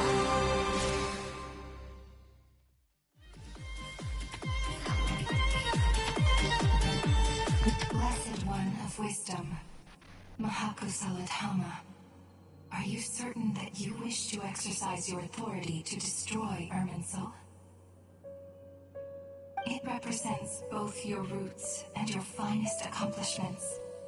You truly intend to abandon the very thing you have always fought for? This is my decision. Irminsul has been corrupted beyond redemption. Irminsul is the original tree of Teyvat. It is the means by which the heavenly principles maintains fate itself. The 7 Archons should honor and revere it, for their authority was bestowed upon them by the heavenly principles. It is precisely because I honor and revere it that I fight for the humanity it exists to protect. Wisdom is knowing how to weigh the options and make the right decision. If you truly care about the fortunes of this world, then it is me you should seek to preserve. Planting a seed begins the chain of cause and effect. Since you have become a great tree yourself, why should the loss of another tree be anything to fear? Till we meet again, Lord of Dendro.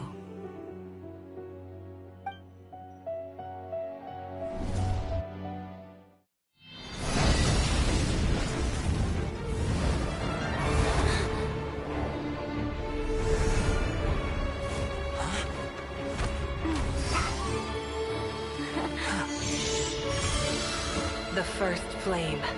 The pure, cleansing fire.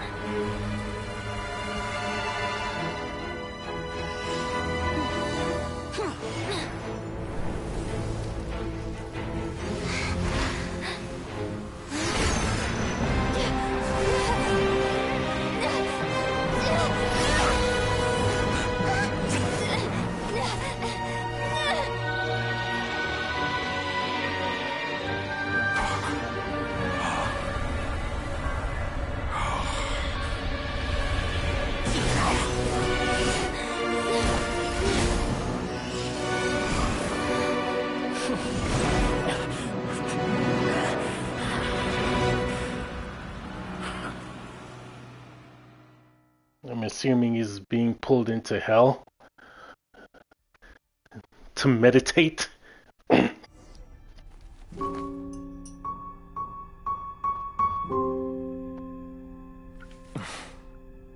shall we? Where were we? I was suggesting that you needn't perform when signing a contract. You're only sitting here because your bank demanded an evaluation of the trustee. So you told a story about a young scholar from a merchant family in Sumeru? I told a compelling tale, didn't I? The post-expulsion story is far more captivating. The human experiments or the elixir of immortality? The part where you die. Ah, yes. My favorite part.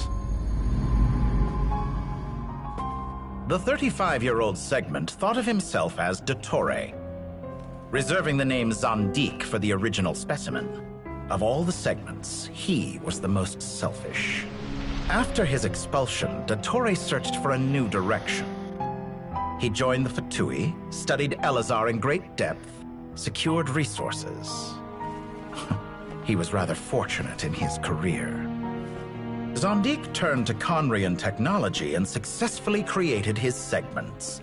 But this was not immortality. Even with backup segments, his body would still age. Still, thanks to Snezhnaya, Zandik found the ideal base for his experiments. Then a perfect partnership materialized at a crucial moment. The year that both parties realized they needed more time. Fortunately, Zandik succeeded. In a miraculous turn of events, he gained the extra time he needed. I seem to recall it differently. All right, it's true. No matter how much elixir he took, Zandik remained human and continued to age. Then, on the morning he turned 85... Help me up!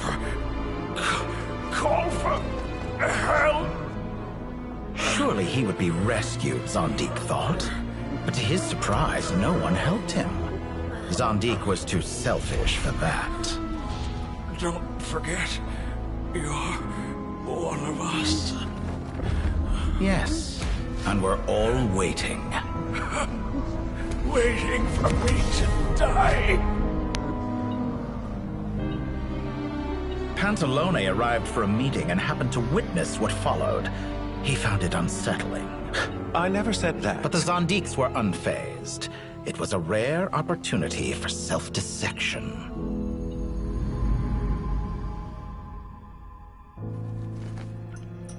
What does all that have to do with you depositing your data at Northland Bank?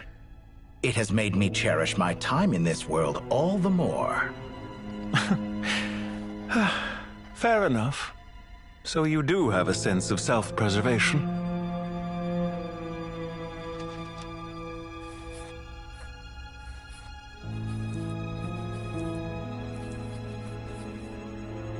What do you mean? You're hardly normal, and you don't cherish life. You just don't want to admit defeat in the limited time you have. Even so, don't I deserve an interesting ending? I'm counting on it.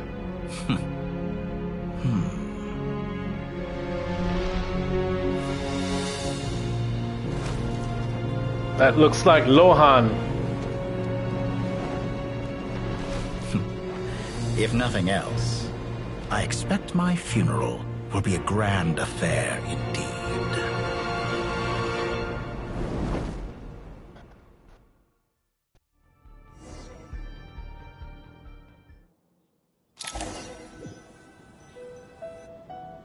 What a magnificent fire. In Snezhnaya, we light fires to ward off the cold. Fire, it seems, is antithetical to ideas such as cold, frozen, and unchanging. Perhaps it has always been that way. From the beginning, fire has been used to drive away wild beasts and warm the body and mind. You could say it's a form of treatment. One that cures the human heart of mortal fear. Mortal fear? Something you haven't been acquainted with in a long time, by the sounds of it. Whereas you, I'm sure, must know the feeling quite well indeed. I remember when we first discussed the elixir of immortality. You claimed that extending your lifespan was about buying more time. But was that really the truth? You fear the prospect of dying a wretched end in this world, don't you? Of course I do. I'm only human after all. And while you may have forgotten it, you cannot deny that you too were once human, Dottore. I do not believe that there is no such fear in your heart. Perhaps you are right. But I abandoned it long ago and devoted myself to my experiments. I have felt no fear since. From the very beginning, I never thought you could win this game.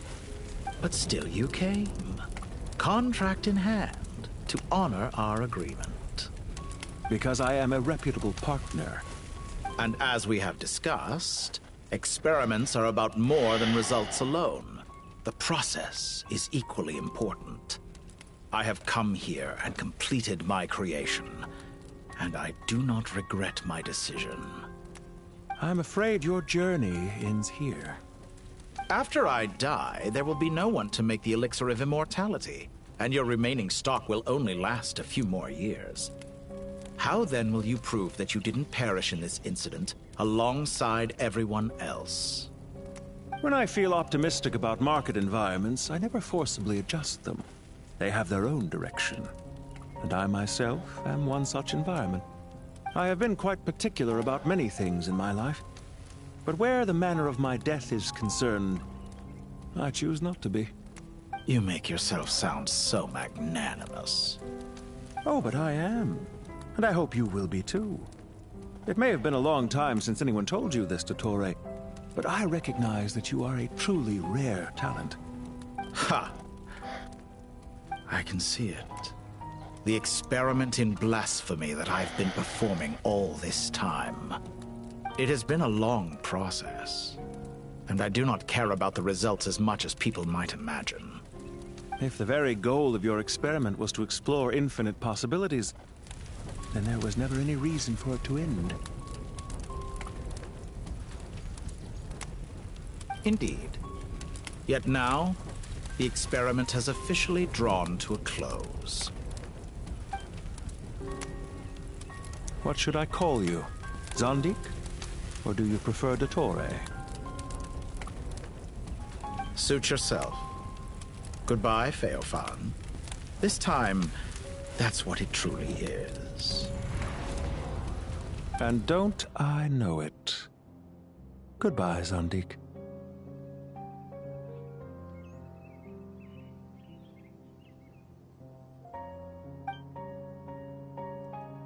I could have carried out many more experiments, but to me, Lord of Dendro, this outcome is certainly not the worst. I believe you. But unfortunately, this is where it all ends for you. This experiment does not belong to you, nor do any of the results. Experiment? It sounds like you're trying to outdo me in my own field. Wisdom is conveying information in terms that people can clearly understand. You know exactly what I mean. Indeed. I can see no further outcomes. Ha. You have a formidable mind, and you are braver than I thought. Setting fire to the very thing your survival depends on. Your previous threat was empty, but this time, it is real.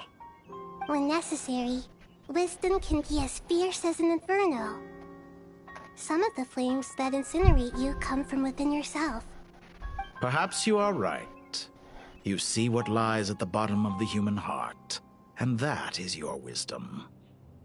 Here is where your journey comes to an end. All that is yet unknown belongs to those of us who will carry on living. It seems I have unwittingly been your arch-enemy all along. But now, it's all over.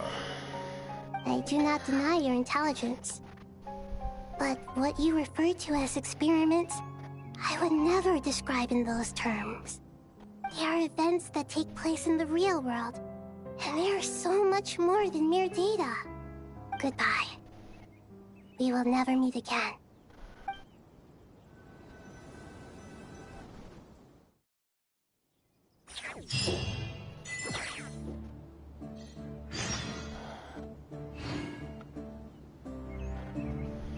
Oh, damn.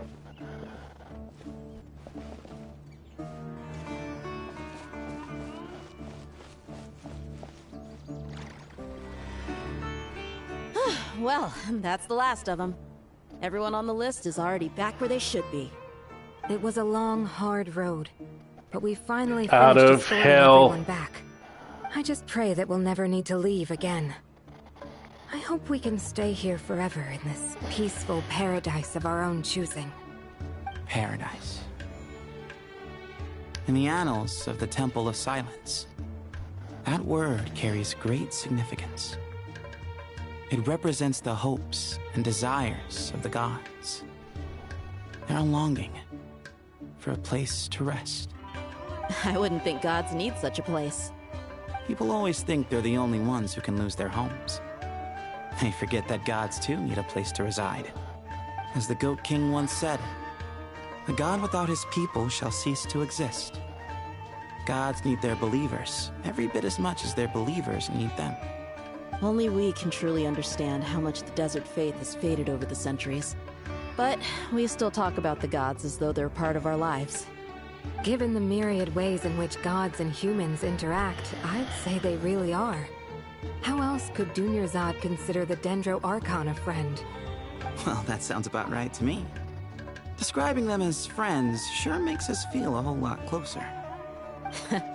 If you told me a few years back that I'd have this many friends, I'd have called you a liar. Belief is a choice, just like friendship. We've made our choices through battle. The right ones, wouldn't you say? I'll be heading back to the Temple of Silence. I heard the Goat King and the Ibis King decided to pay us a visit. How about you? It's back to Aru Village for us. Still plenty of supplies to distribute and people to help. Until next time, old friend. As long as you can find the time, you're always welcome to visit us in Aru Village. Right back at you. Make sure to drop by the Temple of Silence the next time you're free. Word is that 2 of the other 7 pillars, Shezapang and Bennu, might also be dropping by. Since you're wearing the symbols of their power, it'd only be fitting if you came to see them for yourselves. Dropping by? That makes it sound like they're visiting a neighbor's home. Well, the temple was founded by Hermanubis, so I guess to them, that's exactly what it is. Guess that's true. All right. We'll make sure to find time to stop by. Stay safe on your journey home. I will.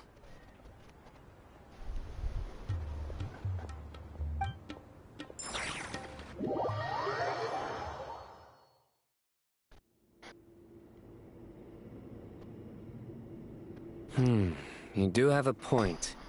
See? Retirement has always been a problem, especially for old-timers like us who've been locked away all these years. You finally step out into the light, and bam! You're face to face with a whole different world. Naturally. What do you think, Layla? Huh? Why would you think to ask me? How could I possibly be qualified to decide where the servants of King Deshret should live? Sorry if my question was unclear. Do you think their statues will stand out too much if we place them here? Hey, I never agreed to this. How could we possibly allow our statues to be left in Hermanubis' home? That would be like breaking into someone's house, then pretending it belonged to you in the first place. Different beliefs can coexist. We still need to respect one another. By which you mean, you two plan to stay at the Temple of Silence, for a while at least, but you have no intention of relocating your statues here. So, you see this as sort of a family visit? Is that correct? Family. You could say that. In a sense, Hermanubis would view this as his home. Just look at this place. Magnificent, is it not? The sad truth is, in the past, all 3 of us invested so much into misguided ventures. We failed to build what we should have, and wasted so much time instead. And what do you mean by that? I mean that for the most part, time spent associating with the likes of Sobek and, let's say, Thoth, might reasonably be considered wasted.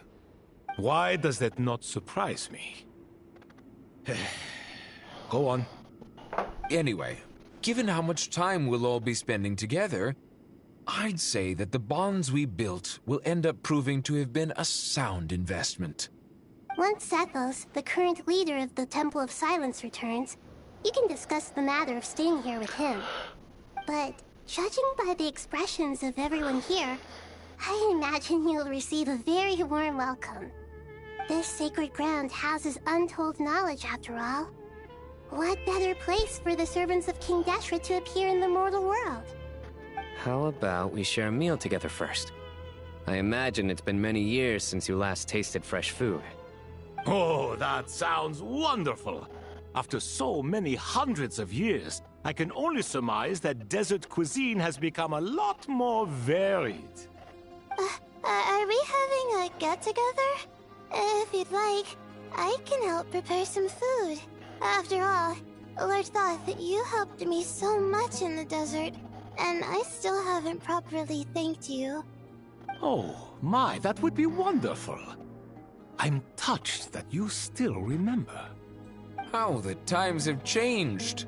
To the people of today, it seems the Ibis King has become a kind and passionate god. And you, Mr. Herreshoff? What kind of god do you wish to be? To be honest, I haven't given it much thought. How about you, Dendro Archon? Do you have any hopes for your future? Me? I'm very happy with my current life. Forgive my bluntness, but you do not seem to derive your authority from majesty and might, like Lord Al-Ahmar. Clearly your approach has its advantages, but also its dangers, don't you think? I do, but projecting a majestic front doesn't really suit me. Besides, my relationship with others isn't simply one of a god and her people. Not putting on airs might earn you more adoration. Exactly. Besides, I really like parties where everyone brings their own food, and we all come together to share. You should join us. I'm sure you'll find it fun. Last time when we got together for a picnic near the Avidia Forest, it was quite the occasion. Seeing as you're already here, how about we hold the next one in the desert? Can we do that? Wouldn't Tighnari have to transport a ton of drinking water? Don't worry, I can help out. Layla, would you like to join us next time? Me? Sure. The more the merrier. That way we... Don't take this the wrong way. I just think you should know. When it comes to passing the time, chess is more our thing. In that case, Dendro Archon, what do you say? If I were to compete against you, I can't say with certainty I'd win, but I certainly wouldn't mind giving it a shot. Where's Sobek? I'm sure he'd be good for a few rounds. Cards, cards, cards! I'll always prefer chess. I wonder what variant of chess we're talking here. Mr. Thoth, is there some sort of astrological significance to this game? Oh, I'm glad you brought that up. As long as the leader of the Temple of Silence agrees, we can search Hermanubis' place for books to teach you how to play.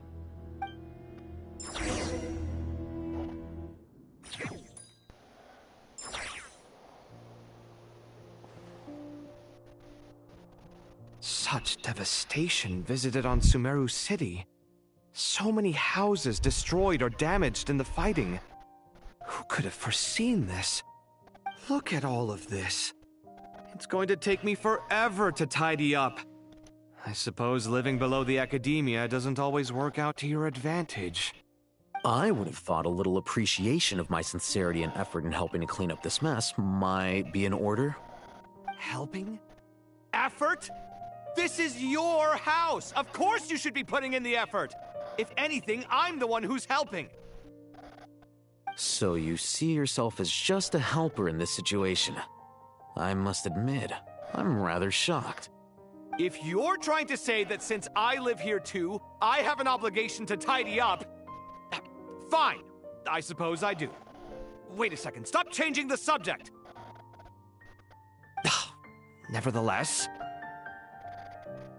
In the wake of a great storm, a missing roof is a predictable inconvenience. Can you stop making it seem like I care more about this house than you do? Doesn't it upset you at all to see your home in this state? I won't pretend it's ideal, but that's no reason to be upset. This is the roof over your head, your shelter from the cold. The furniture is scattered, the paintings have fallen off the walls, the windows are shattered. Don't you feel even a little disheartened? The way I see it, these problems are easily solved. Ugh, this is precisely why I hate talking to you about sentimental things. It's like banging my head against a wall. You simply don't understand just how much work goes into making a proper home. It sounds like this is causing you a lot of anguish. You mean the house or the paintings? I mean your sentimentality. Oh, well, yes. But I'd rather not dwell on such things right now. Generally speaking, when anguish becomes the norm, people usually make an attempt to improve their situation. But there are so many people and things in life that are difficult to change. It's not like you can force them. Besides, anguish can be a source of inspiration. And I'm not sure I could break my reliance on it. I'm glad you're able to make yourself think like that. What kind of a response is that? I was stating a profound truth about the very nature of art. Suffering is the cradle of all creation. Even you can't deny that. And I wasn't trying to. I'm just happy for you. Pure and simple. Can't you tell? Happy about what? Happy that you can always find an answer that backs up your views. You... More often than not, life is a process of running into problems and then searching for answers. Yours more than most. Not everyone's so good at justifying things to themselves. It's something that you've been steadily mastering. Huh. What about you, then? What skills have you been mastering lately? Pass me that box. Huh? Okay. You may consider this my progress on the path to mastery. What? Wait a second. Isn't that box mine? Hey, it is! It must have fallen off that shelf. I'll hate them. Those are my paints and inks. Would you like me to put it in your bedroom for you? Huh? I mean, sure, if you don't mind. What kind of progress is this? Does he think he can bribe me? Not that giving me back my own things is much of a bribe. These books on the floor, they're a complete mess. And this one, didn't he say it was an out-of-print collectible? It's completely covered in dust, and some of its pages have even fallen out. Ugh, guess I should help him repair it. This one too. And this one.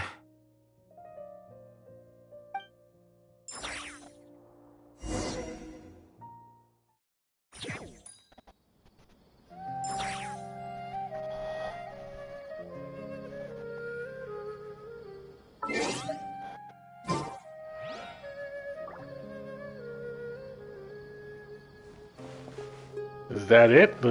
Everything is over or something? Can't be. Dorian Nefer.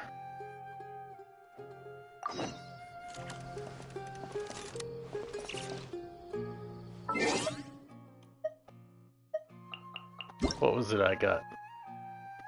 Was for class Linnea. For my birthday this year, I'm planning to give a lecture on your birthday.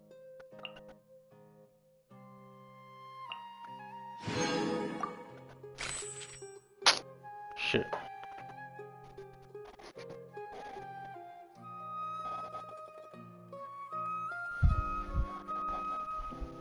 be right back. Fungi.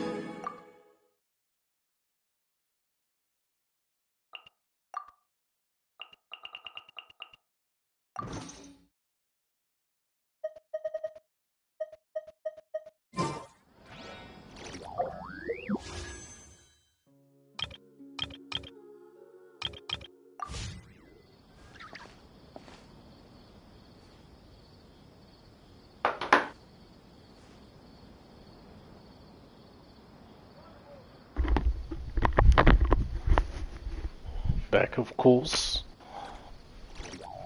Get sugar.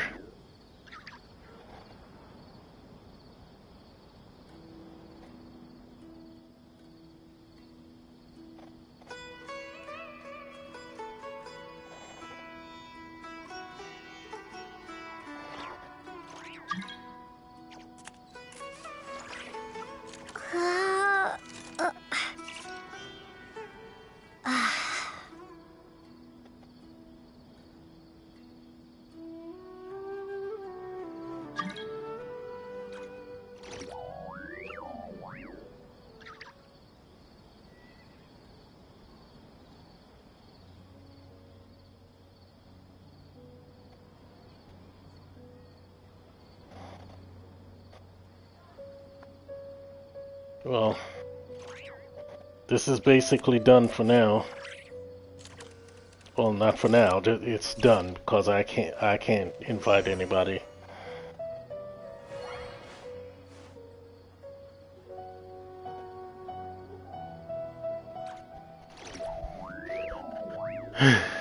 So, what do I get?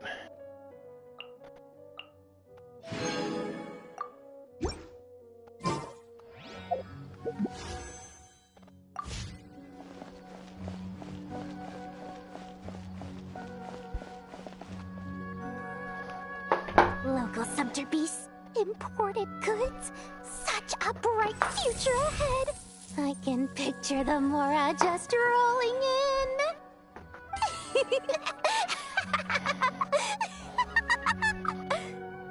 You do realize you sound like a choking cow? It's called being imposing. Can't you feel it? Are you not intimidated? Oh, I'm positively shaking in my sandals.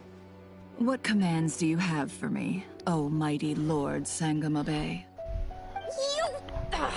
You've got a lot of nerve, Nefer. You went and told Candace and the others everything, didn't you? Seriously, do you have any idea how differently they see me now? Surely that's a good thing. I presume they're more disposed to actually like you now. Maybe even view you as a friend. You traded my secret for sympathy! Thanks to you, I've lost every last shred of my mercantile majesty. How am I supposed to make anyone think I'm a big, scary investor now? The dark days of Lord Sangamabe are behind you. Why not take this chance to make a few honest friends? Speaking of friends, since when did the notorious Lady Nefer gain such an admiration for holier-than-thou types? A moonchanter here? An angel there? Who'd have thought it? A coming together of fates, nothing more. No need to throw around accusations of admiration. Forget it. You're right about one thing at least. Making friends is never a bad thing for a merchant. So, I really took a loss this time.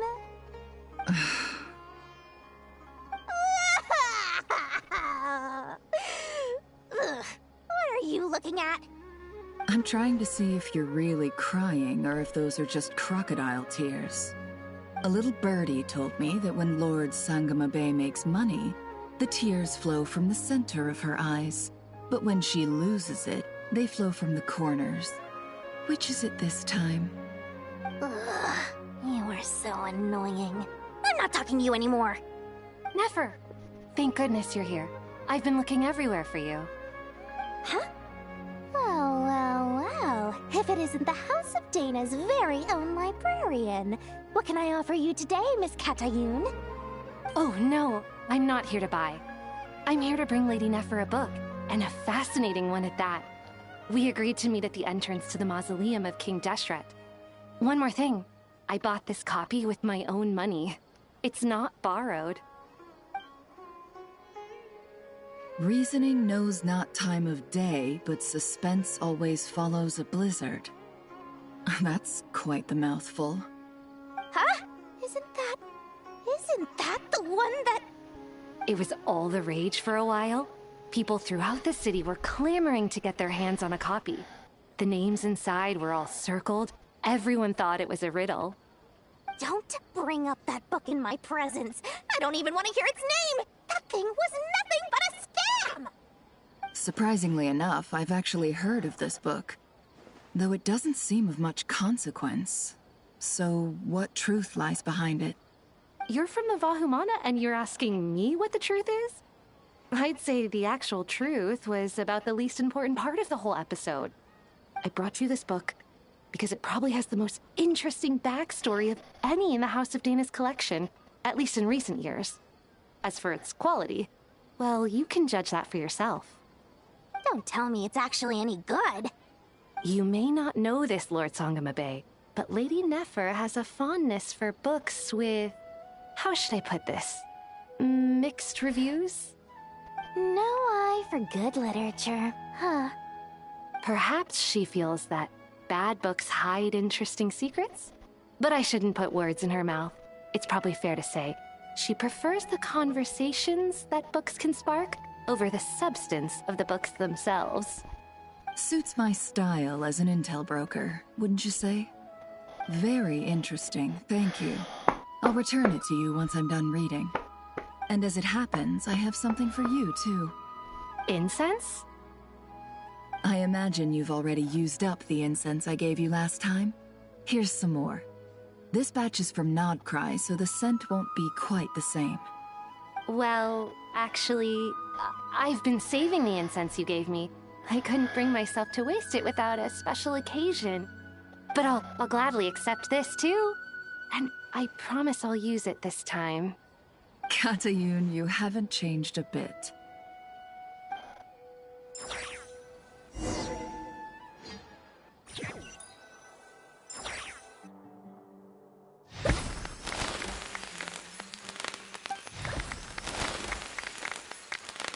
Congratulations, Kale. Well done, Kale. After studying for so long, you've finally become a full-fledged ranger. Sure hasn't been easy for you, huh? This really is fantastic news. All grown up. No longer a trainee, but an official forest ranger. Oh, the next step is to secure tenure in the academia. Thanks, everyone. It's true. I'm an official forest ranger now. Master Tighnari, thank you for your guidance and support.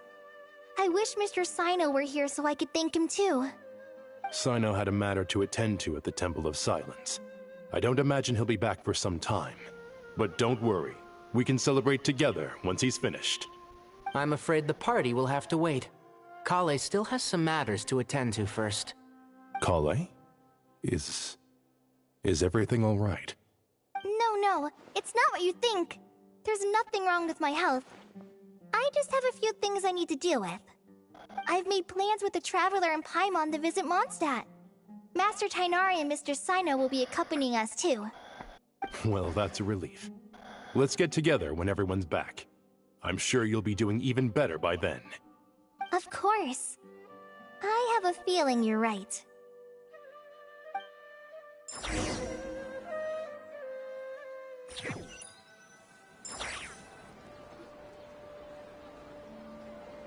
Phew! After all that catching up on sleep and food, Paimon's feeling full of vim and vigor again. For someone who spends so much time resting, your recovery routine is surprisingly simple. Hey!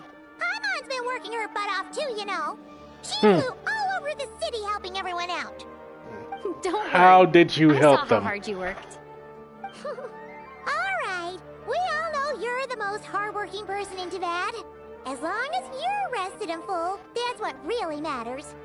Paimon's been looking around the place, and it seems like the city's already on the mend. But Paimon's been wondering how Nahida's doing. We should check in on her.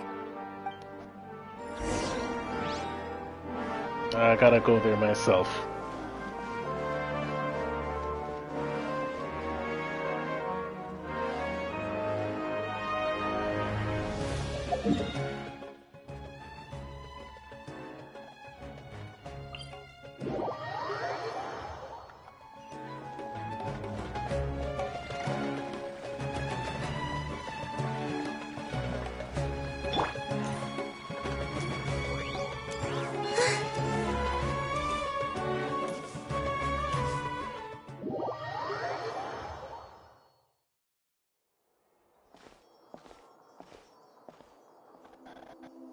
Hey, Nahida! And Hat Guy's here too! Traveler, Paimon.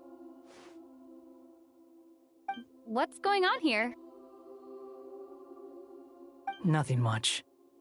Nahida was just expressing concern for my physical and mental well-being. Oh, the Traveler told Paimon all about that. We've both been very worried about you. Are you feeling alright? You make it sound like I'm on the brink of some kind of breakdown. Truth is, I'm doing much better than you might imagine. If we can just get to the bottom of Dottoro's intentions, we can minimize his negative influence. That's the sort of thing I excel at.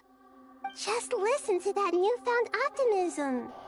It seems like having you enroll in the Bahumana was a truly inspired move. I can really see the positive influence. Observe, a classic Sumeru specialty. Chalking everything up to education and learning. To be honest, even I can sense the change in you.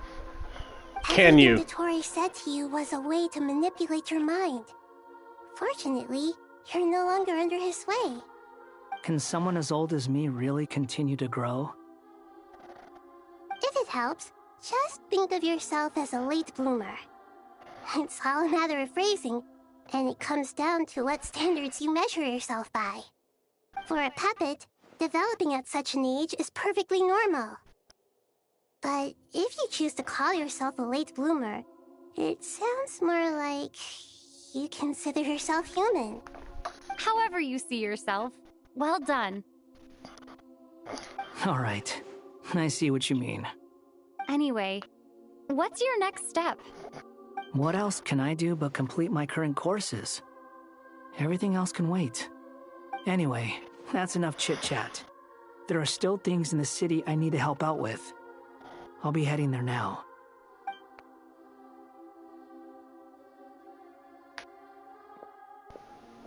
I'm so happy that Hat Guy is doing better than we thought.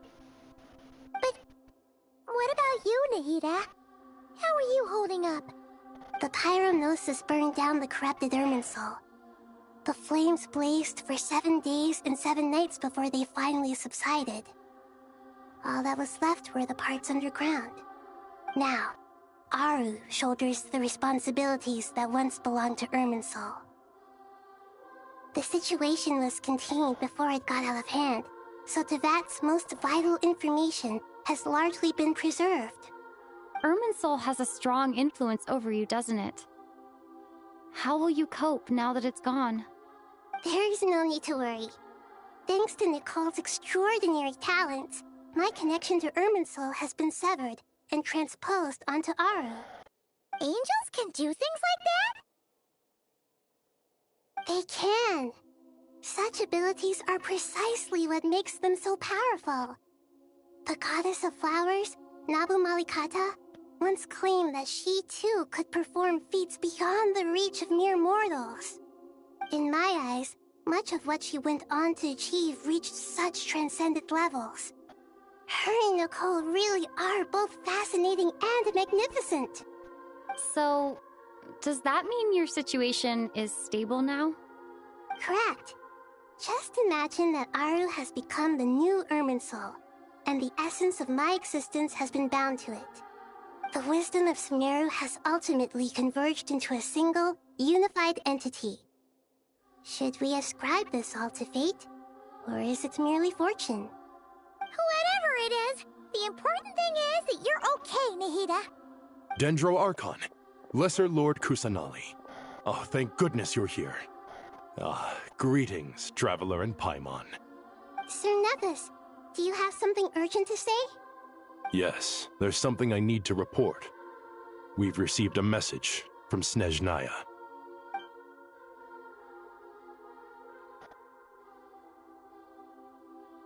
The Fatui Harbinger, the Rooster, sends us his sympathies, along with all the usual pleasantries. His stance is that, following the unrest in Nodcry, Dottore was subjected to internal censure.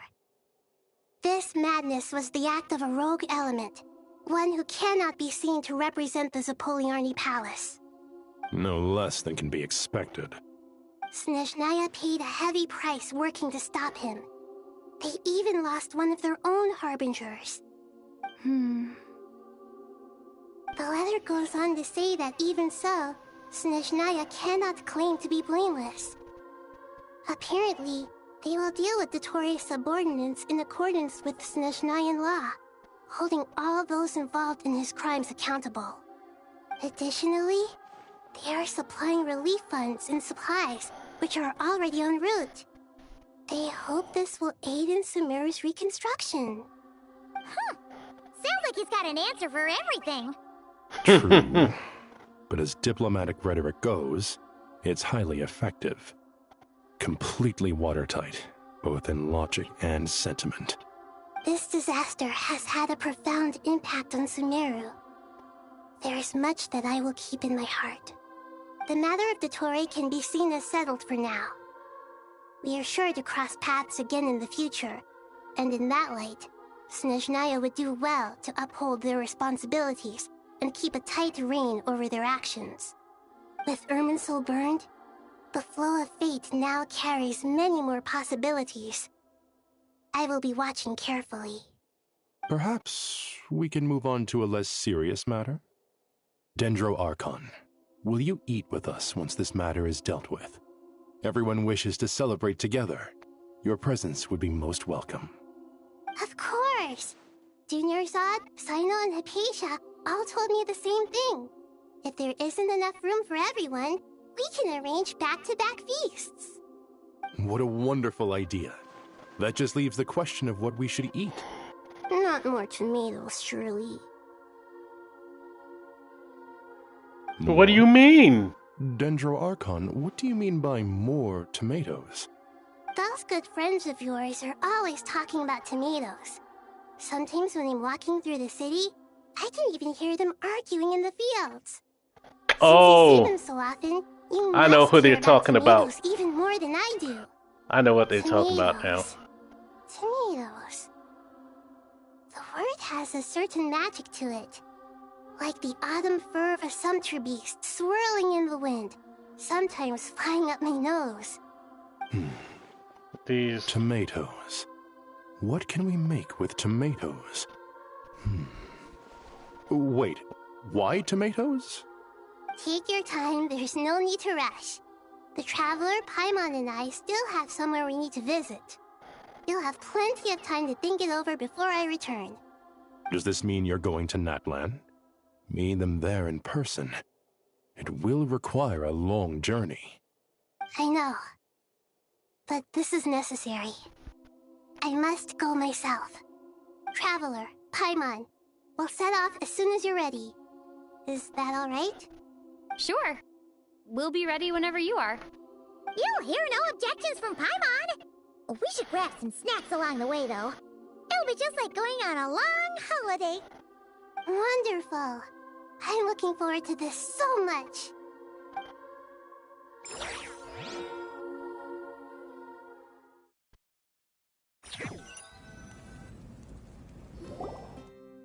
Natlan is such a lively place. It's super cheerful and positive, too. I can see that. There are people outside exercising at all hours. Such a healthy way of life. You came. Welcome, welcome. You must be hungry from your journey. Would you like something to eat?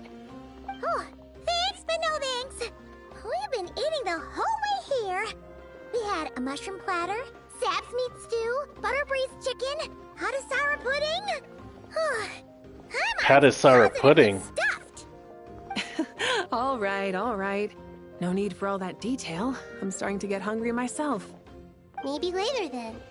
We can wait till everyone's got an appetite. Then I'll head out for a meal together. Sounds like a plan. Let's find somewhere to sit down.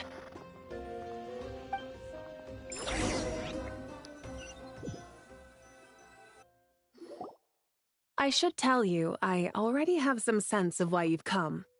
Why's that, Malika? To say thank you. Your senses are spot on. But on top of that, we also feel guilty. Because the Pyronosis has vanished? I sensed its loss.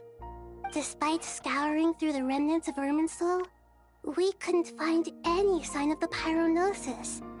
Not even any trace of it burning to ash. That's certainly unusual. Still, the potential fallout from Irminsul's loss is significant, to say the least. Perhaps the Pyronosis's disappearance is simply a knock-on effect of the impact it's had on a certain strand of fate. There's no need to feel guilty. We were clear that this time, there was to be no returning, only giving. Pure and simple. Thank you really is a fascinating phrase. We use it to express gratitude for the smallest of things. Yet, when faced with a kindness too immense to describe, we use exactly the same words. It's not that we lack other means of expression. It's that when we truly need to express our feelings, the simplest and purest words are always the most powerful. You're right. In Natlan, we prefer simple expressions too. Companionship, friendship, support. They might not sound fancy, but the sentiment behind them is sincere. That's wonderful to hear. Sincere feelings are often a vehicle for the deepest wisdom of all. Irminsul's destruction doesn't seem to have done you much harm. I'm glad to see you're doing well. There's still a lot of work to do, but before we begin, we felt it was important to come here and speak with you. Partly to express our gratitude, but also because we felt that seeing you, in a sense, is like basking in warm sunlight. That's a nice way of putting it. I like I'm pretty sure the Fatui got the I'm not a fan gnosis of somber already. readings. So, since there's nothing more to say, why don't we go bask in some actual sunlight? The weather's beautiful today.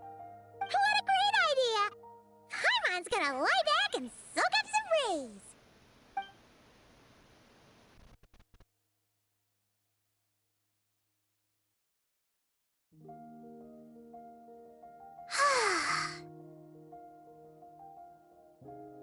In that case, I think I'll lie down for a bit too before we head to our next stop.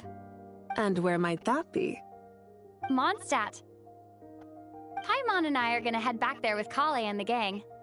Long ago, I sensed that the god remains inside Kale had come from the goddess of flowers, but I kept it a secret. Of course. Those remains weren't hurting Kale, not as she is now.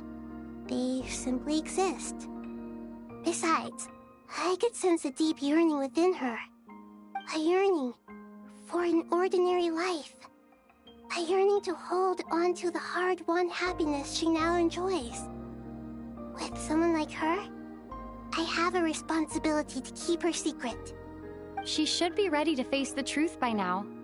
Whenever people meet, there is always the potential to create warmth and kindness.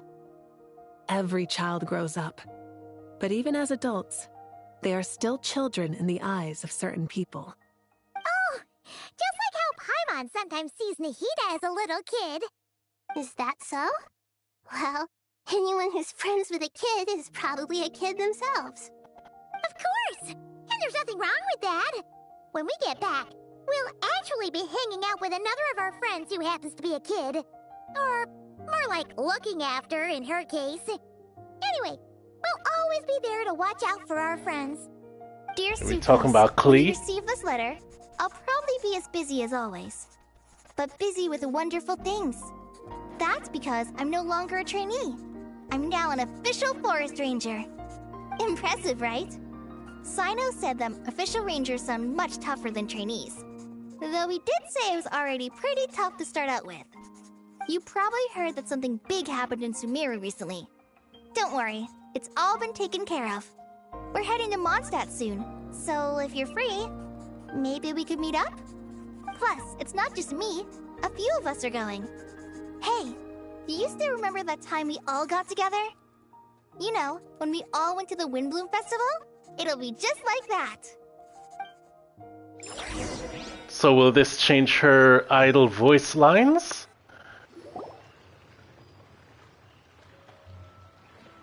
Dainari, is that... Don't you say it! Is that the great Vayu Vyastra? Behold, the great Vayu Vyastra, General Mahamatra. How times have changed. I wasn't expecting you to beat me to the punchline. You've changed.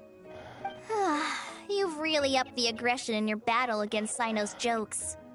Kale, how did you know what I was going to say? For the love of...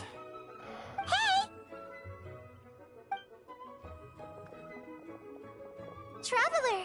Paimon! You're right on time! I hope we haven't kept you waiting. Kale! Sucrose! It's been so long! How have you been? I've been well. Everything's going great. What about you? Are you still busy? Not at the moment. Oh, right! That juicer you gave us works amazing! Farzan loves it! Seriously? That's wonderful. I don't suppose you drew up a detailed test report. Oh, what fruits did you use? How's the texture of the final product? Sucrose, you might want to try asking your questions one at a time. Albedo! It's been a while since all of us were together like this. How about we follow the same plan as last time? Good idea, my friend. You never disappoint. So, what are your identities this time? Don't remind him. First things first. Allow me to introduce our very own official Forest Ranger Kale. The rest of us are simply her humble travel companions. This sounds like one of those mushy stories that gets people hooked on some corny, heartwarming premise. Oh, is our story not heartwarming? If I recall correctly, there was even a scene like this in King of Invocations. Besides being heartwarming, our story's also about tough, impressive-sounding job titles. At least that's what I think.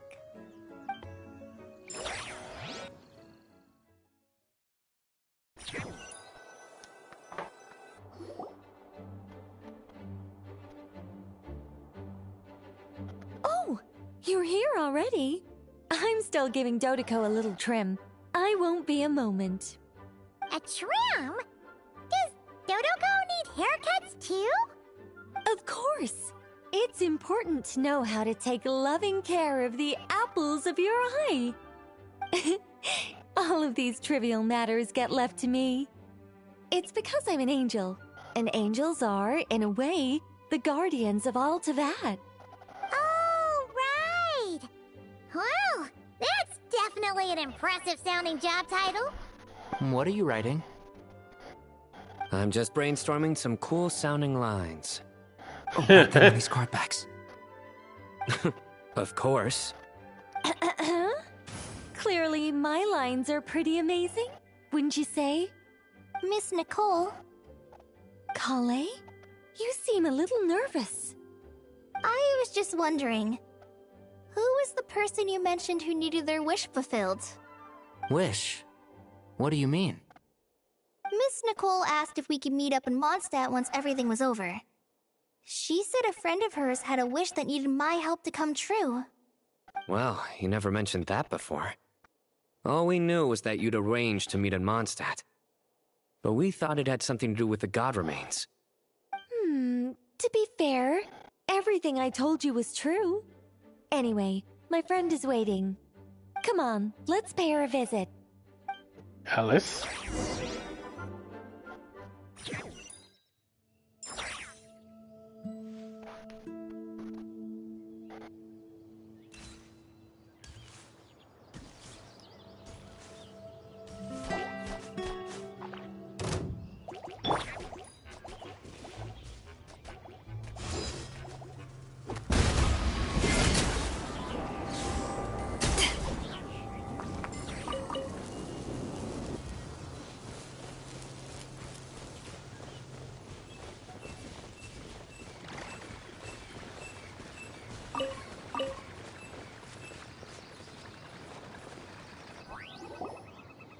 Huh? You're... Surprised? I bet you weren't expecting to meet a woman like me beneath this beautiful tree in a faraway land. An oasis will spring from the place where a Djinn resides. That saying falls somewhat flat here in Mondstadt, given that everywhere is already so lush and green. Lilupar! What are you doing here? I made friends with Miss Nicole. I asked her to bring me here and then invite Kale to come. The prologue to this story is that I have a wish. It has stirred within my heart for centuries. Millennia, even. Originally, it was merely Al-Ahmar's lie, but now it has become reality. Could this be... related to the goddess of flowers? My dear She young wanted to lady, meet her, my I mistress think. left her final trace in this world upon you. I can't tell you how glad I am to see you here. And now I have seen you, and peered into your heart. You have experienced hardships and suffered setbacks. The torment an ordinary person might expect to face has befallen you threefold. This is the source of your resilience. But, beneath all this, I've witnessed the seeds of desire. You yearn to return to the simple life you once knew, do you not? I do. I want to throw away everything that isn't mine. But how do you decide what is yours? The scars that others carve into your flesh? The kindness and love they inscribe. Are these things not yours as well? They are. This is something I've talked about with Miss Nicole. Miss Nicole said I should learn how to adjust my standards. I just want to live as an ordinary human. Anything beyond that isn't mine. Don't you want anything from the remains of the goddess of flowers? She gave me a revelation once. I think that's already more than enough. In the past, you would not have possessed such a rich heart. Your brief life has taught you to hold on to everything good, to home in on kindness. How fascinating. You're nothing like Nabu Malikata, and you're certainly not her. Of course not. I'm not some great and powerful being, Miss Lilopar. Yet I am a Djinn. We exist because of the Lord of Flowers. We revere and love her. My wish is to see her one last time, to give everything for her. Collei, can you do this for me? But her remains won't be easy to remove. Are you sure this is what you want? That's beside the point. First, I need to know. Are you willing to do something for the soul of this lonely, wandering woman? I'm willing. But look, you know nothing about me. Even if you have heard the stories about me, all you would know is that I was rightly punished for the many evil deeds I committed. Ah, so you do know. Your lips are quivering, your eyes trembling, and still you're willing to do something for me. Life has been cruel to you, and yet you've learned to be kind. My dear young lady, to repay your kindness, I too must play my part. Are you sure about this, Lilopar? I yearn to see my mistress. For this moment, the world can burn to ashes, the universe be engulfed in flame. I care about nothing else. And you, Collei, I can give you a gift. You'll become just another ordinary human. But Miss Lilopar, what will happen to you? My wish will be fulfilled, and I can die happy. Why would you wish for that?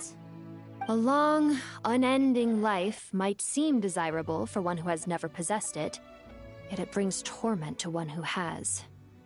My remains are scattered across the yellow sands, but my soul can find no peace. Since you've promised to grant my wish, give me that release. Allow the dying to die, and let the dead rest in peace. You have my thanks. Collei, there's no pressure on you. What she said, it's all true. A wish is a genuine desire, after all. It's as if you want to use the last of your life to give me a better future. Nothing so selfless. We'll be using our futures to fulfill each other's wishes. This is a noble act, a beautiful and secret transaction between two women. I understand. Miss Lilopar, I'm ready. Close your eyes, Collei. Then open your soul. From there, I will embrace my mistress. The downpour of flowers is your touch. Like returning to the very beginning. Like surrendering to your grace, my mistress. People say that devotion is beautiful, yet filled with pain. How foolish of them. For me, devotion is beautiful, pure and painless. Devotion is my love. Thank you.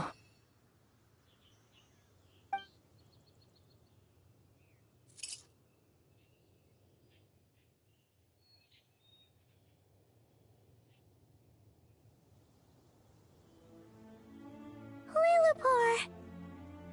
She disappeared? Again? She left, carrying the blessing of flowers. Collei, are you alright? I'm fine. Now that the remains are gone, I don't actually feel any different at all. Those remains weren't hurting Collei. Not as she is now. They simply exist. Besides, I could sense a deep yearning within her. Kale must have already received what she was yearning for. I'm doing fine. I feel relaxed. There's really no need to worry. Then my wish has come true, too. To become ordinary? That's just one of my wishes. Actually, I have a few more. For instance, I want to protect the people I meet and help them find happiness. That sort of thing. So between Miss Lilopar and me, you fulfilled 2 wishes already, and protected 2 people. Wonderful, isn't it? I feel so fantastically happy. I guess that settles things here. So what's next? What do you want to do when we get back to town? Clay, look who I've brought to see you. Hey, Kale! I heard you guys were holding some kind of secret event. How come you started without me? Huh? Oh no, it's nothing like that. We were just saying goodbye to an old friend. Really? Who? Me. The old me. So that's what this is all about. Did you come all the way to Mondstadt for that? Because we knew the old you so we could witness the change? Exactly. The old me is gone. I puffed her into the air, and she became a fluffy pink cloud, floating into the sky, before disappearing forever. Do you think, maybe up in the sky, she has friends waiting for her with test tubes, flasks, and bows? Oh, when you put it like that, it doesn't sound so bad after all. What do you think, Miss Nicole? I think maybe that's right. At least, if it were up to me, I'd consider that a happy ending. Dear Sucrose, even though my childhood ended long ago, these past few days have really felt like growing up again. I've become stronger, and I feel like I can finally accomplish things by myself.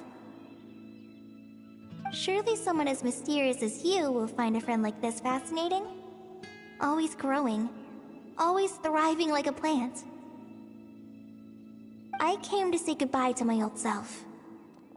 I know that after this, she'll be gone. Thinking about it makes me feel a little lonely. I know the weakness that kept me company will one day leave me too. But somewhere in my heart, I feel a great sense of joy. It feels like I've always wanted to take this step, to walk towards the new me.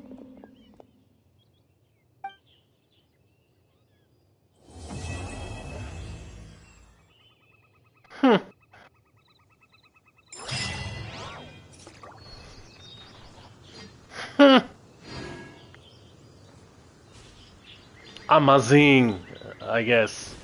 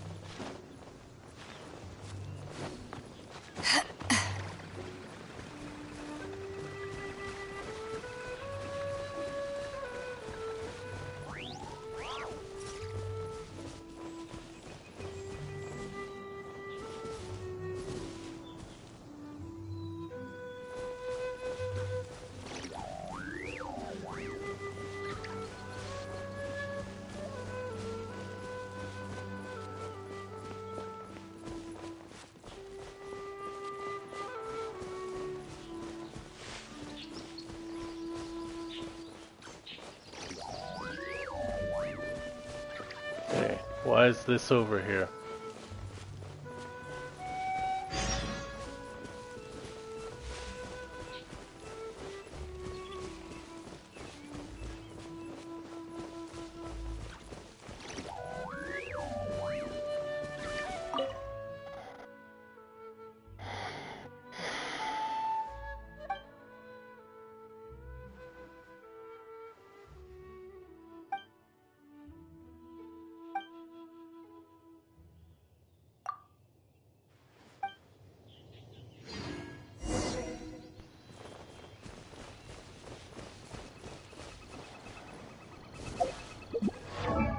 But I only wondered, does this mean...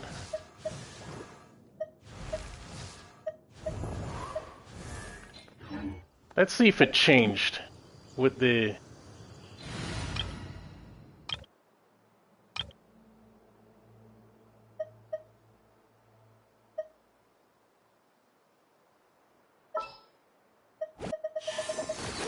Let's see if her voice line changed. I'll ensure your safety. Oh my god. This world is full of unsolved mysteries. I'll ensure your safety.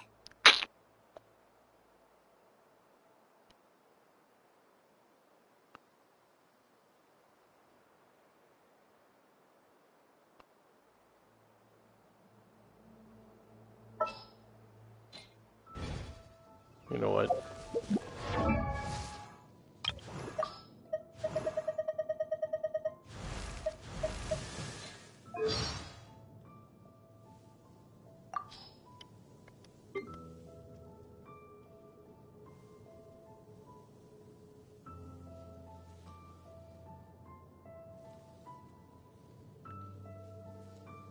Trainee Forest Ranger Kale, reporting. Didn't change. Or at least... Or maybe they just eliminated it. Whatever.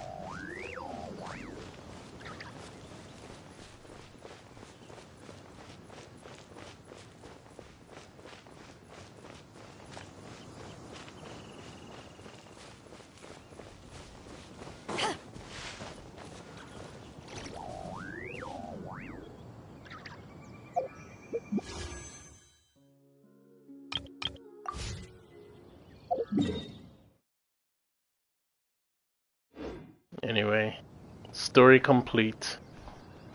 Next will be It's hard to something remain else. on dry land for so long. Bye. Never quite seem to get my